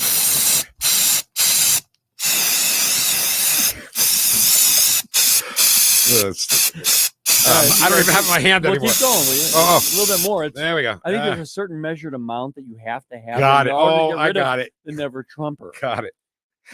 So, never Trumpers. What are never Trumpers? What are they, Vic? Ken, I'm going to explain if you'd shut up.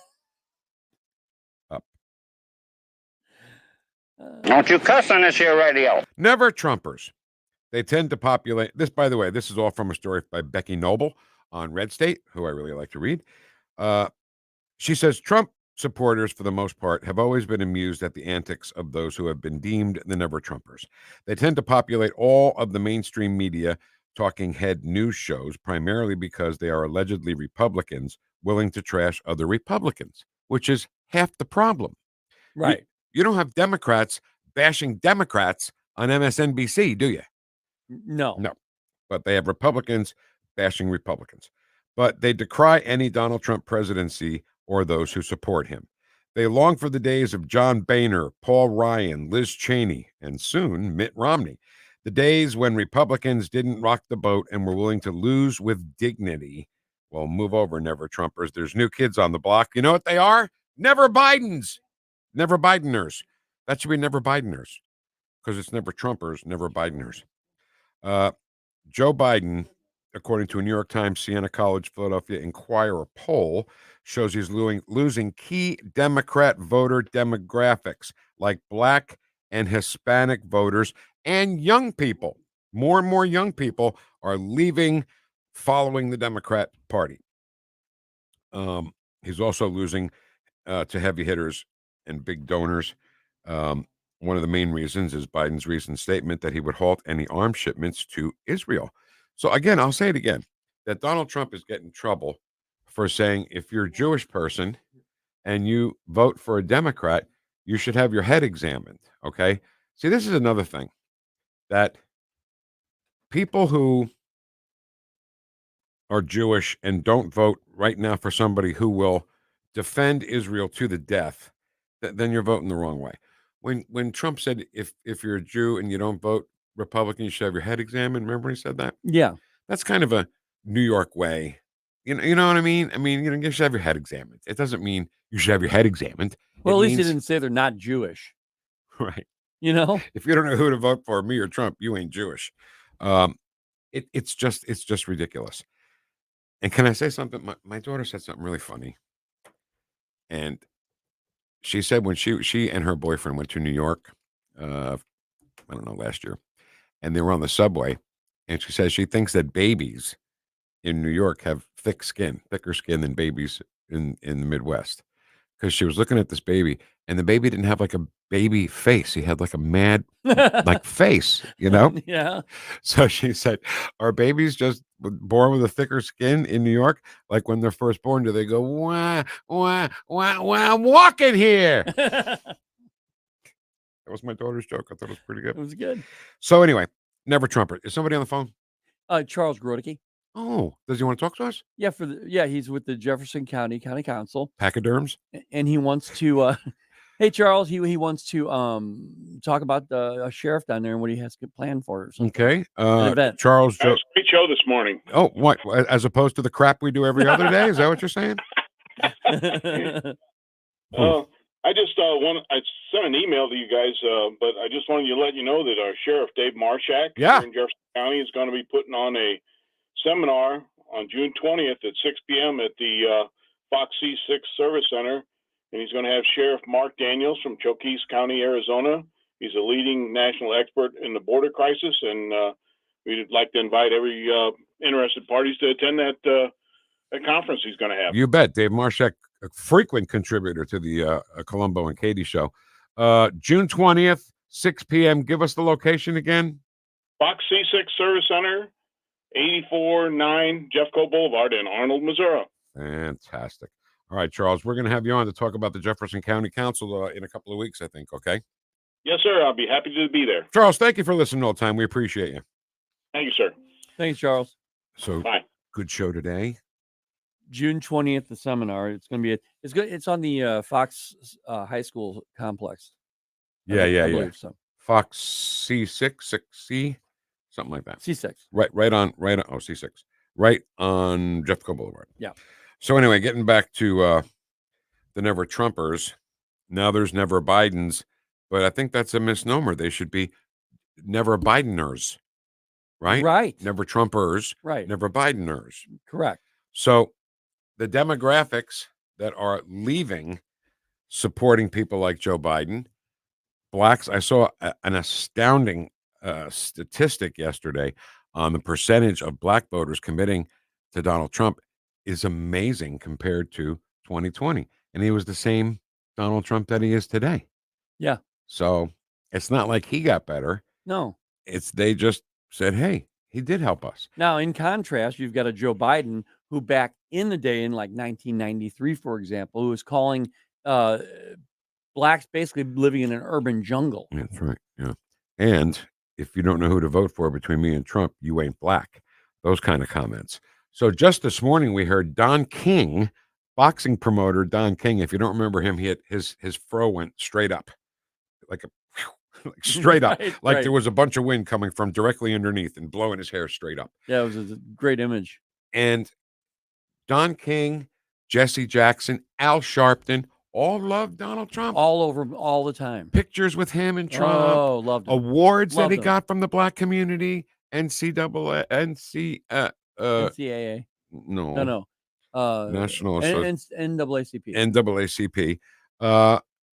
And now I guess Don King never left or got caught up in the hey, Trump sucks Hollywood bandwagon and now is back to reality, but he's endorsing Donald Trump. Right. Lawrence Taylor, the best linebacker, I don't care if you want to say Butkus or anybody else you want to say. LT was the best linebacker I've ever seen in my life.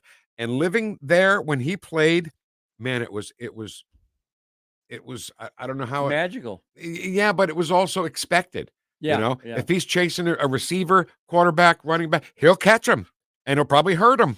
Not that, no. Right. No, I get it. But not for nothing. But Dick Butkus, his objective was to hurt people. Right, And he admitted right. that, you know. And I don't know if you remember when Joe Theismann had that terrible injury when his leg went one way. Yeah, I and remember the that. body went the other way and the bone actually came out of Yeah, his leg. yeah. Lawrence Taylor did that. He Mm. tackled him. And when Lawrence Taylor, if you look at the video closely, that happens. Lawrence Taylor just pukes. He just, I mean, the sight of it made a hard ass like Lawrence Taylor puke right there on the field. And Lawrence Taylor was at the Wildwood, New Jersey. I'm so proud of Wildwood, by the way. I That's really great. am. Yeah. 100,000 people showed up in a deep blue state for Donald Trump. Maybe that's not going to be so blue anymore. And Donald Trump invited Lawrence Taylor on the stage. Lawrence Taylor said, I've been a Democrat my whole life. I voted Democrat my whole life until I met this man here. So I think that's really cool. Yeah. And I think that we need more people like that coming out like that. And Vic, I think that the people, and it doesn't matter your race, it's they're seeing someone who's genuine, somebody who's honest, and someone who's flawed. You know, Trump's flawed. Trump used to be known as the playboy. Okay, what is a playboy? Go into that definition. Okay, he was always known about it. He never denied it. That's the way he was. And now today they're going back and saying, see what he used to do. Yeah. No, that's the way Donald Trump was. Ken, I love this because you said he's flawed. We're all flawed. Yeah. But Joe Biden doesn't think he's flawed. Joe Biden does not think he's flawed. And you know what Joe Biden did? Joe Biden took the whole black population in the United States, threw them in the trash can, and said, look down here, everybody. We're going to let all these new constituents come over the border free. And give them money, not just free. Give them money, give them phones, Billions. give them health care, give them a place to live. Stupid. It's just stupid. Not to mention, you're supposed to be a U.S. citizen to vote in this country. They're trying to get around that right now. We need to fight that, and we have conservatives right now who are setting up jurisprudence. I don't know what you want to call it. Setting up the jury or whatever. The courtrooms are going to be full with information about this happening. Yeah. They're going to try and stop it. All the wrong people are on trial. Yeah. Right? Donald Trump's on trial. They still haven't, by the way, what's the crime? What's the crime in this trial for Donald Trump right now? They keep saying there is one, but they won't define it. There's none. There actually is no crime. Anyway, the point is, the good news is the Never Trumpers, you know, whatever. Get your anti-Never Trumper spray like we have here in the studio. And let's just be clogged up here. Oh, you got it? I got it. There we go.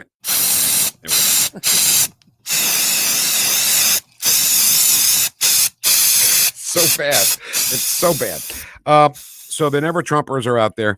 And thank goodness now there are Never Bideners. Okay? We can be happy for that. Whew. I'm exhausted. Yeah. Listen, thank you so much for having the record player on at night to listen to us this morning. Make sure you have the record player on at night. Yeah, that's right. Dan Bongino is next. Kenny and I will see you at 9 o'clock tomorrow morning on 101.9 and 94.1.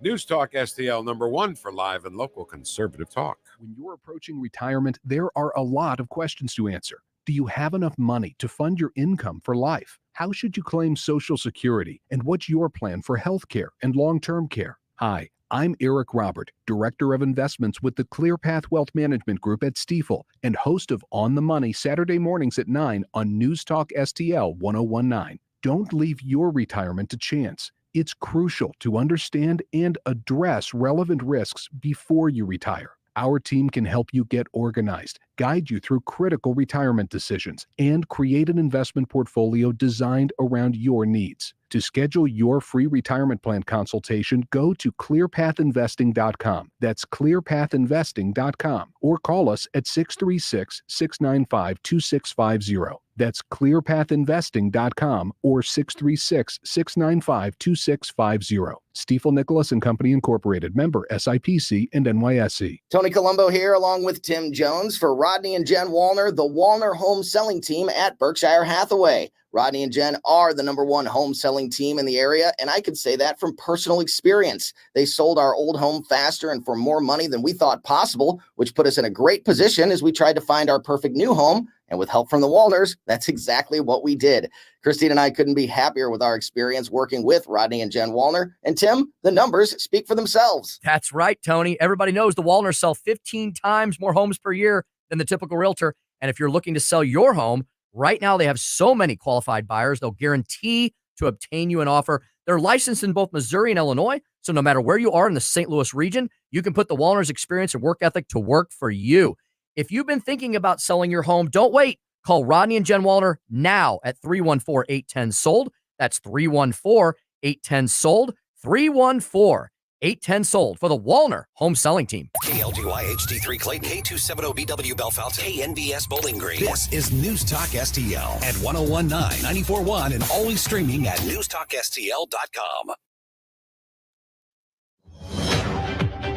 Breaking news this hour from townhall.com. I'm John Scott. A New York court back in session today, and correspondent Julie Walker reports the latest on Donald Trump's attempt to quash his gag order. Donald Trump is seeking to have New York's highest court intervene in his fight over a gag order that has seen him fined $10,000 and threatened with jail for violating a ban on commenting about witnesses, jurors, and others connected to his criminal trial. The former president's lawyers filed a notice of appeal yesterday, a day after the state's mid-level appellate court refused his request to lift or modify the restrictions. At criminal court in Manhattan, I'm Julie Walker. Mr. Trump's former attorney Michael Cohen continues on the witness stand. Also at townhall.com, while prosecutors say Democratic New Jersey Senator Bob Menendez committed crimes because he was greedy, the senator's defense attorneys contend he was not aware of the alleged criminal acts. More from correspondent Larry Neumeister in New York. Because the gold bars and cash that the prosecutors claimed were found in parts of the home with fingerprints of one of these businessmen on them belonged to his wife, who he met in 2018. The lawyer said that she hid from him the fact that she was in financial desperate condition and was reaching out to everyone, family and friends, to try to get money. He says that the senator was totally unaware that she used these 3 businessmen to get the money she needed, and as a result, he should be found innocent. Correspondent Larry Neumeister. On Wall Street, the Dow pushes above 40,000 for the first time, now adding 107 points. The NASDAQ is up 11. More on these stories at townhall.com. Donald Trump's indictment proves that saving America is not going to be easy. There are entrenched powers that are fighting this with everything they've got. They want to keep control over the country, the narrative, and the nation's money supply. Hi, I'm Lance Wallnau. I'm a news analyst, a Christian author, and evangelical leader. I speak to millions of people every week, people just like you. You see, what the elites are doing is using inflation and government handouts and now central bank digital currencies to determine how they're going to control America. And that's why I recommend all Christians start a gold IRA from the Birch Gold Group. Because physical precious metals are one of the few ways you can maintain control over your own savings. To get a free info kit on gold IRAs, text the word faith to 989898. Birch Gold Group is the only gold company I trust. Get their free info kit and you'll see why a gold IRA can help you. There are no strings attached. Text the word faith to 98, 98, 98, and you're going to be blessed by taking. From the Michael's Flooring Outlet Weather Center. Showers and a few rumbles of thunder building in from the southwest this morning into the midday hours, but no severe weather with this batch, thankfully. But this afternoon from about 2 to 7 p.m., let's watch for an isolated stronger storm or two, some hail and some gusty winds. The chances are a little higher south of St. Louis, up to 75 for the high. Rain chances drop off a bit tonight, but we're still mostly cloudy and in some spots wet as we drop to 64. Friday brings more rain chances, odds at about 50%, 78 tomorrow afternoon. That's your first alert forecast. I'm meteorologist Matt Chamber. This hour of News Talk STL brought to you by Chris Cooper and Serenity Wealth Management. Discover little-known strategies that could be the difference between choosing the care you deserve or having someone else decide it for you. Get a free copy of Chris's book at serenityltc.com. Jewels on Hampton and St. Louis Hills is paying some of the highest prices on gold, silver, diamonds, semi-precious colored stones, coins, flatware, and fine watches on site. Jewels on Hampton is a premier jeweler featuring Alvanza's jewel art designs with an exquisite selection of diamonds, semi-precious stone jewelry, and vintage watches. Their expert design team can restyle your jewelry to today's contemporary style. They also do jewelry and watch repair. Need extra cash? Jewels on Hampton is paying some of the highest prices on gold, silver, diamonds, semi-precious colored stones, coins, flatware, and fine watches. Bring in your collectibles and clocks and sports memorabilia and figurines too. Jewels on Hampton, 4506 Hampton, just 3 blocks south of Chippewa, and jewelsonhampton.com. Call them at 314-752-5000, 314-752-5000, and jewelsonhampton.com. Jewels on Hampton. What's the key to maximizing the value of your outdoor space? Satisfaction. In getting a fence or deck that exceeds expectations with the highest quality, American-made material. And working with a team that cares about your project as much as you do. And adding safety and security for your family and pets to play, relax, and entertain. At STL Fenceworks, satisfaction is our core value.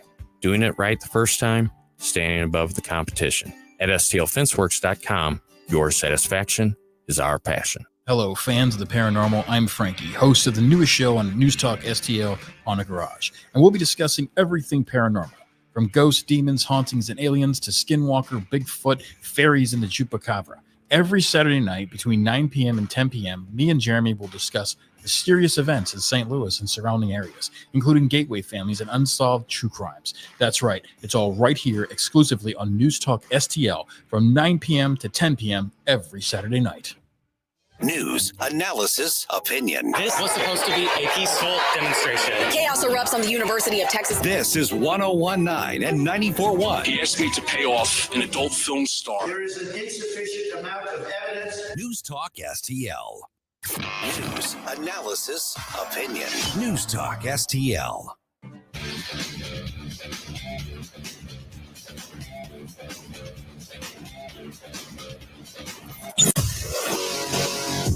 From the NYPD to the Secret Service to behind the microphone, taking the fight to the radical left and the putrid swamp.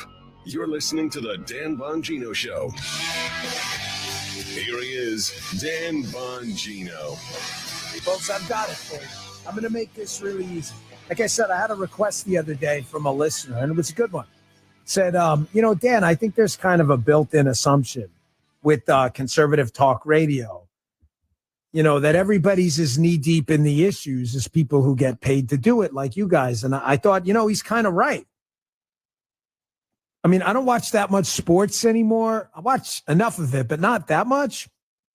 And I was giving an example earlier how sometimes you'll watch like a Fox Sports or something like that, and they talk about, what's going on now, like the NBA playoffs. And there's an assumption, obviously, that you know who these people are and where they played at college and where they've been before. Because if you just walk into it and you're not a follower of sports, you're like, what the hell are they even talking about? Guy talking about zones and dropbacks and all this other stuff. Political talk radio is really no different. We kind of, we just jump in assuming there's, a base level of where people are. But people have jobs and lives and do important stuff. And they don't follow all this. So a listener reached out, a week ago, a couple of days ago, and said, make this easy for us. Like, what is the actual difference between these two guys? I think you're assuming a lot of people know. And I didn't want to make it, a kindergarten-like stuff. But with the debate coming up, now that they've agreed to it, Biden and Trump, I thought to myself, that's why I titled the podcast this today, the debate's already over, folks. The performance part of the debate isn't, but the debate's already over. And think of an analogy like a movie script. The script is written. Everybody's approved it, the screenwriter, the EPs, the executive producer. Now the only question is the performance. How's it going to be acted out? How's it going to look on screen? And that obviously matters. You can have a movie script given to 7 or 8 different actors, and they'd all play the role differently. Some of them are going to suck, and some of them will be good. The performance does matter. But I'm telling you as a friend here, that the debate on the issues part is already over. There should be no confusion about where these guys stand on the issues. So I thought to myself yesterday, I'm going to make this really, really easy for you. I am just going to play the debate in advance. I'm going to pick the issues that matter to you based on polling, the border, inflation, taxes, police state. And I'm going to play these guys' own words. And you'll see the debate is already over. All of this is performative. And I said yesterday, too, be very careful that you don't underestimate Biden. Folks, the media is already doing it. Thankfully, I saw a lot of conservative cable commentary and radio hosts and others. They picked up on this thought. We certainly didn't invent the thought. I'm not taking credit for it. But I saw a lot of people picking up on this yesterday. The dangers, again, of underestimating this guy. Using the example we put out on the show of the State of the Union. Remember the State of the Union? Everybody was like, oh my gosh, Biden's going to fall over. He's going to pee himself. He's going to stumble through the whole thing. I don't know what they gave this guy. Green tea, caffeine pills, freaking Vivarin. I have no idea. But he got up there and it was one of the worst speeches. I'm serious. I'm saying this objectively. Right? Jim, you heard it too. One of the worst. It was an hour. Yes, it was an hour having, get out my lawn. It wasn't even get out. He barely could mumble that. It was a horrendous speech. And yet, because Democrats and the media people had strategically set the bar so low, a lot of moderate voters came away from that going, oh my gosh, what is success? I mean, think about it. You go to your kid's T-ball game, right? You're not expecting much. It's his first T-ball game. The kid gets up and smacks the ball to third base, and the kid throws the ball to first and gets him out. You're like, oh my gosh, you think it's like a major league level talent. He looks like Mike Schmidt out there. Do not set the bar low. Do not fall into these sociological, psychological traps that the media, whether intentionally or unintentionally, is doing. You should be out there today going, listen, Joe Biden for 2 hours, anybody can do anything. He performed well against Paul Ryan in their debate. He performed pretty horrendously against Trump, but he stood there and lied. He's sometimes a semi-effective liar, sometimes. Do not set the bar so low that this guy looks like, at least among moderates and convincibles and persuadables, like he won the day. But I'm going to make the issues portion of it easier. I got that coming up for you. And I just want to give a golf clap round of applause to a number of congressmen. Is now turned into a line of people supporting Donald Trump, showing up in court as we requested. I appreciate what you're doing. Again, we don't idolize congressmen or congresswomen. We look up for results. We don't look out for people. People are just a conduit for us to project power. However, I want to name names. There were a number of people up in court today, and you did a very good thing, and we appreciate it. Congressman Waltz, Congressman Gates, Good, Biggs, Crane, Harshberger, Norman, Lauren Boebert, Congressman Cloud, Ogles, and Anna Paulina Luna. Good for you. Good job. Folks, it is really important Republicans show up there en masse. Even if you don't like Donald Trump, you're not obligated to like him. You are, however, obligated because you took an oath, correct, to protect and defend the Constitution of the United States. And that is exactly what you're doing up there. What is happening up in New York is a disgrace. This case has been a total disaster. Ladies and gentlemen, it has fallen apart legally. It has fallen apart politically. And today in the opening segment of the show, I'm going to bring all the receipts you need to prove my point that this has completely, entirely backfired on the left, and they just don't know what to do. I mean that in the actual sense. They're confused. They're not stupid. Jim Carville, the Clinton goon, Van Jones, David Axelrod. You're seeing all of these lefties now start to come to the conclusion that whatever they thought they were doing to Donald Trump with these persecutions has in fact martyred him, just as we warned. They know it, but they don't know what to do. Right now, if the Democrats running these hack, fake Star Chamber trials were to say, Your Honor, this, whatever, this case has been a total mess, we're going to rest, which is not going to happen, then they look like they failed, which they have. If Fonnie Willis and Jack Smith and the DOJ were to drop the case, they look like they failed. There's nothing they can do. They're in this scenario where they're digging this hole and they're like, do we go deeper and try to get out the other side? Because we're too deep to climb our way out now. They don't know what to do. And they've created for themselves, and this is a point I think a lot of folks have missed. The Democrats have not only created a political problem as the polls turn dramatically against them.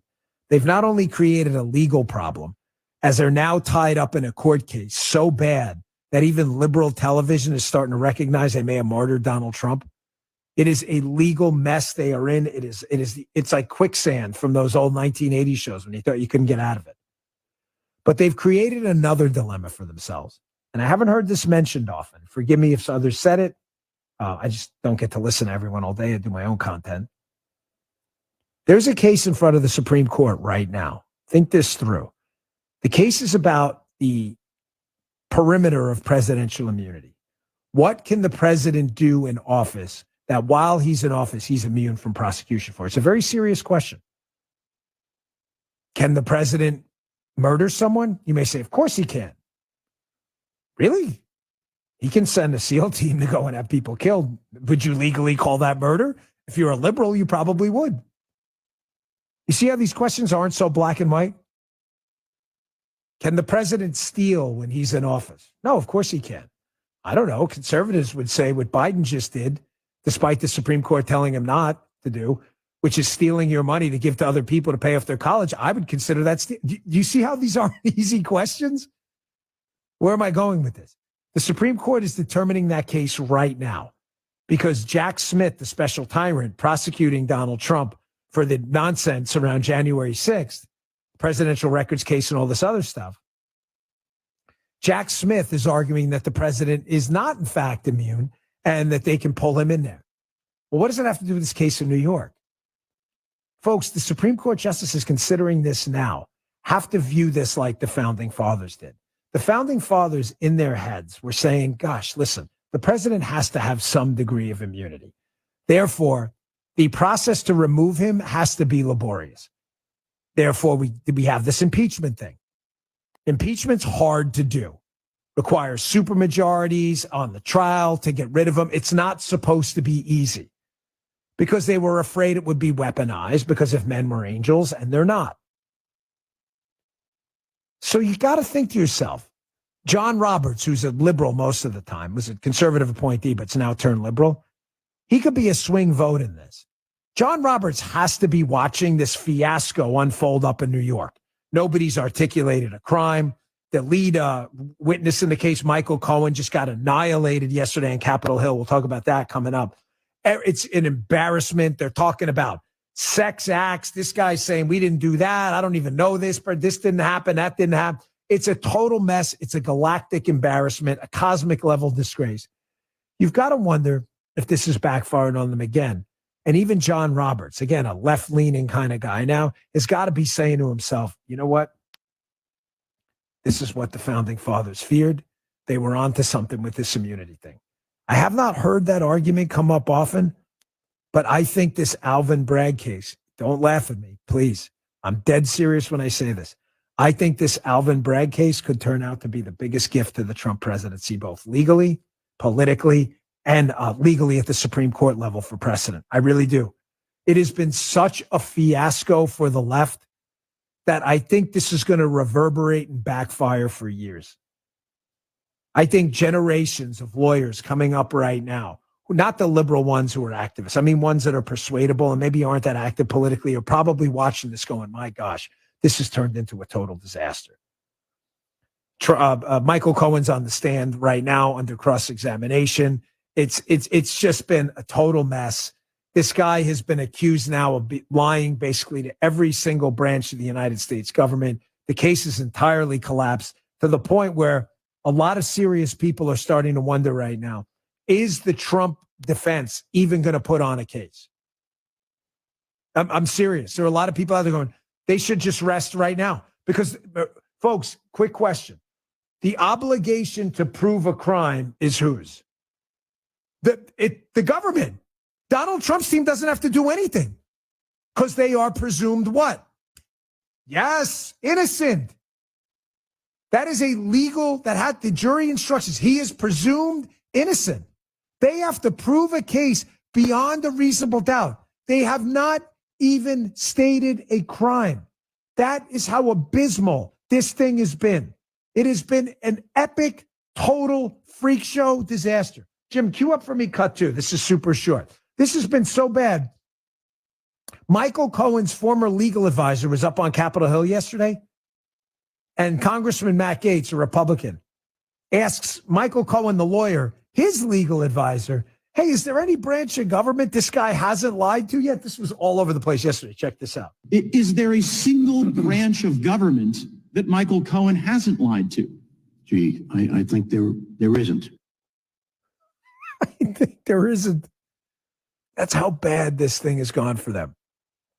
I really think this thing has been a gift. The polls, everything. If you were to ask me right now, and I can't prove a counterfactual, obviously, I don't know where the polls would have been if Donald Trump wouldn't have been tied down in court in New York. I think I could make a strong case to you that this court case, he is farther ahead in the polls than he would have been had he been outside of court, even doing campaigning. This has been the greatest campaign ad ever for him. All right, I've got it. I've got the debate coming up for you. Yes, the debate's already over. You just don't, it's right there in front of your face. But I do want to get back to Capitol Hill yesterday, too, on this case where Michael Cohen's legal guy just blew up and eviscerated this whole case. More coming up on that next. We'll be right back. Bongino. If you're looking for a firearm that's easy to transport, you got to check out the U.S. Survival Rifle from Henry Repeating Arms. It's a portable rifle you can put together and take apart in a few minutes. And then when you're not using it, you can store the parts in the little case it comes in. So small, it can be stored anywhere, in a go bag, anywhere. It's light enough to carry everywhere. Comes in black and 2 different camo patterns. You can pick one up for $300 to $400, depending on the finish. You can watch a few videos at henryusa.com/survival. And while you're there, be sure to order their free catalog. It's henryusa.com, and be sure to order a free catalog. They'll send it with free decals and a list of dealers in your area. That's henryusa.com for a free catalog and decals and to see the Henry U.S. Survival Rifle. Henry makes more than 200 rifles, shotguns, and revolvers, and they're all made in America, backed by a lifetime satisfaction guarantee and the best customer service in the business. Go to their website. It's henryusa.com, and be sure to order a free catalog. They'll send it with free decals and a list of dealers in your area. That's henryusa.com for a free catalog and decals and to see the Henry U.S. Survival Rifle. Dan Bongino.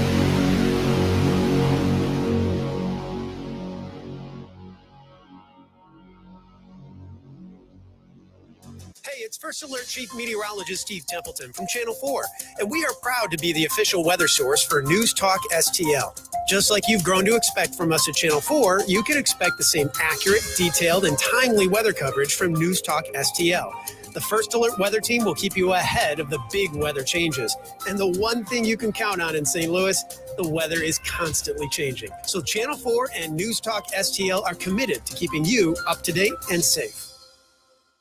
Are you even thinking about getting new windows? Tim Jones here to tell you need to call Window World. They're simply the best for less. 314-993-1800. One of only 2 window companies in the country that carry the coveted Good Housekeeping seal of approval. Carrying a lifetime warranty covering all parts, glass breakage, and labor. Incredibly durable, incredibly beautiful, incredibly thermally efficient. For the first time ever, Window World offering 36 months, same as cash financing with approved credit. Any questions? Free in-home estimate, 314-993-1800. 314-993-1800. WindowWorld.com. WindowWorld.com. Columbo and Katie. Bernie Sanders trying to make the case for the 32-hour work week. He doesn't want rich people to be rich. In his utopia, you know, everybody makes $1 million to not work. He was coherent. He was. The president is not. The lights are on in Bernie's house. It's just that they're all kerosene gas lamps from 1922. But they're on. Tony Colombo, Katie Fitzpatrick, weekdays at 2 on Newstalk STL. Tony Colombo here for Cadre Asset Management. A cadre is defined as a small group of people specially trained for a particular purpose or profession, and that is the role that Cadre Asset Management can play in your financial journey. Learn more about how they can help secure your financial future by following Cadre Asset Management on Facebook, or just go to cadreassetmgmt.com. Cadre Asset Management is a Missouri-based independent advisory firm licensed under and securities and investment advisory services offered through Founders Financial Securities, LLC, a registered investment advisor, member FINRA SIPC. I'm Dr. TJ, owner of the Institute of Natural Health, co-owner of Optimal Nutraceuticals, and the host of Wellness 101. Wellness 101 is designed to cut through the nonsense and provide you common sense, science-based information regarding health and wellness. On the show, we discuss topics like thyroid health, gut health, hormone optimization, and many others. Our show airs Saturdays at 10 a.m. and 2 p.m. and Sundays at 11 a.m. and 3 p.m. right here on Newstalk STL. For more information, visit us at inhstl.com. That's inhstl.com. News, analysis, opinion. Donald Trump lost 2 debates to me in 2020. The sense that he hadn't shown up for debate. We have long been saying President Trump is ready to do this. Make my day, pal. Here's what he's saying to Israel. Let me run the war for you. Here's my advice to Israel. Don't. This trial is more about our politics than it does about our alleged crime. This is nothing more than election interference at its finest. 101.9 and 94.1. St. Louis is #1 for conservative talk. Newstalk STL and NewstalkSTL.com. News, analysis, opinion. Newstalk STL. Business is behind in filing your tax returns, or if you owe over $10,000 in back taxes to the IRS, please listen carefully. The IRS does not joke around and will not stop their collection efforts. If you're tired of the IRS letters, levies, liens, or wage garnishments and would like to get a fresh start, we can help. Due to the financial hardships in the country, the IRS is making it easier than ever to settle tax problems for those who owe more than $10,000. We can help settle your delinquent tax problems and all collections, and may even reduce your back taxes significantly. Even if you can't afford to pay your back taxes, you can still get the help you need. We've helped thousands of taxpayers just like you, but you must call 800-507-0466 today to stop your tax problem from getting worse. The information is free and the help is real. Call 800-507-0466 or visit americafirsttaxgroup.com/Bongino. That's 800-507-0466 or americafirsttaxgroup.com/Bongino. Again, 800-507-0466 or americafirsttaxgroup.com/Bongino.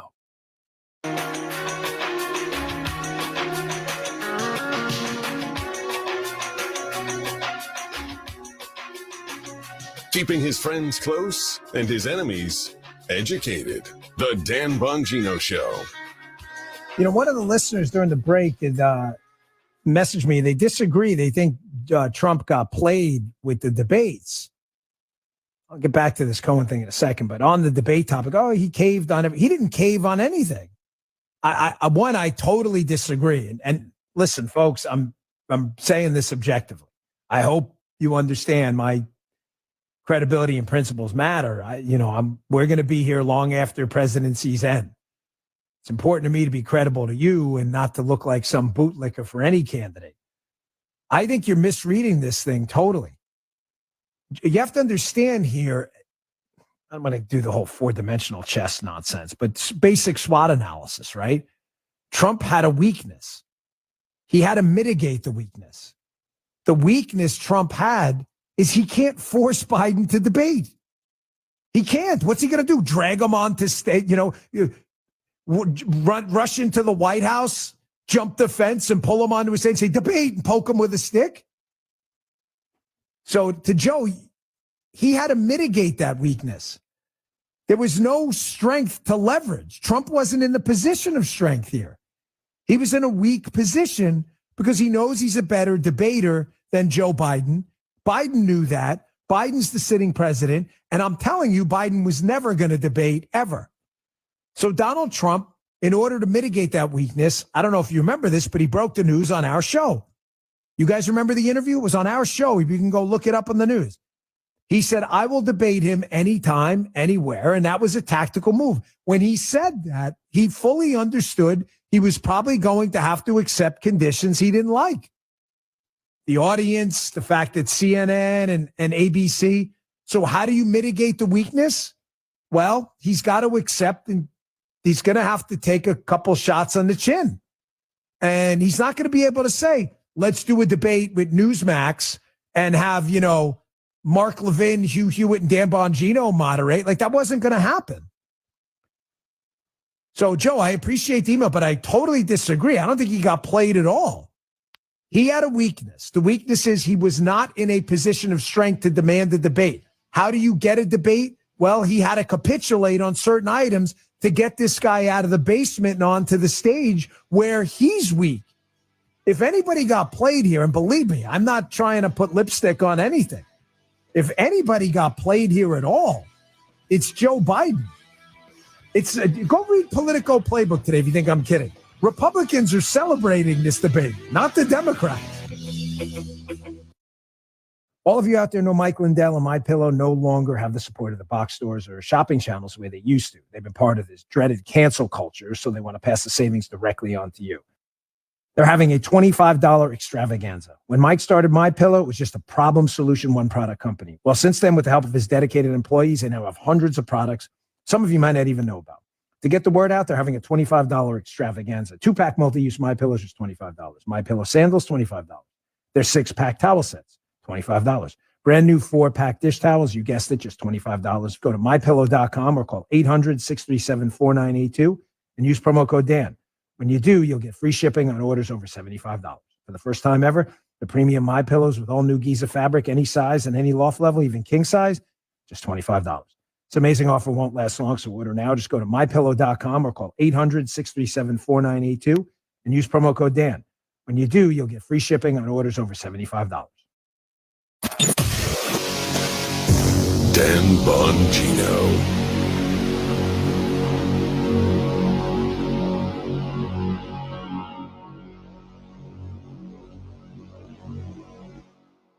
Are you over? With SRN News, I'm John Scott. There were fewer Americans applying for unemployment benefits last week as layoffs remain at historically low levels, even as the other signs that the labor market is cooling have surfaced.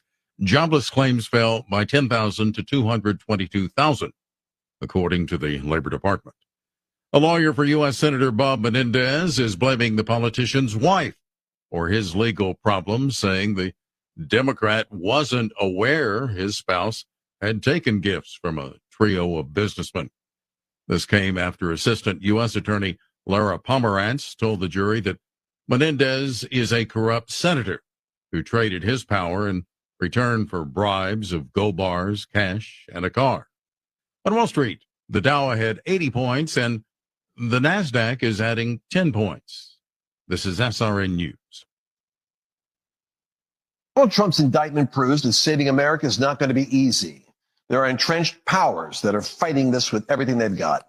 They want to keep control over the country, the narrative, and the nation's money supply. Hi, I'm Lance Wallnau. I'm a news analyst, a Christian author, and evangelical leader. I speak to millions of people every week, people just like you. You see, what the elites are doing is using inflation and government handouts and now central bank digital currencies to determine how they're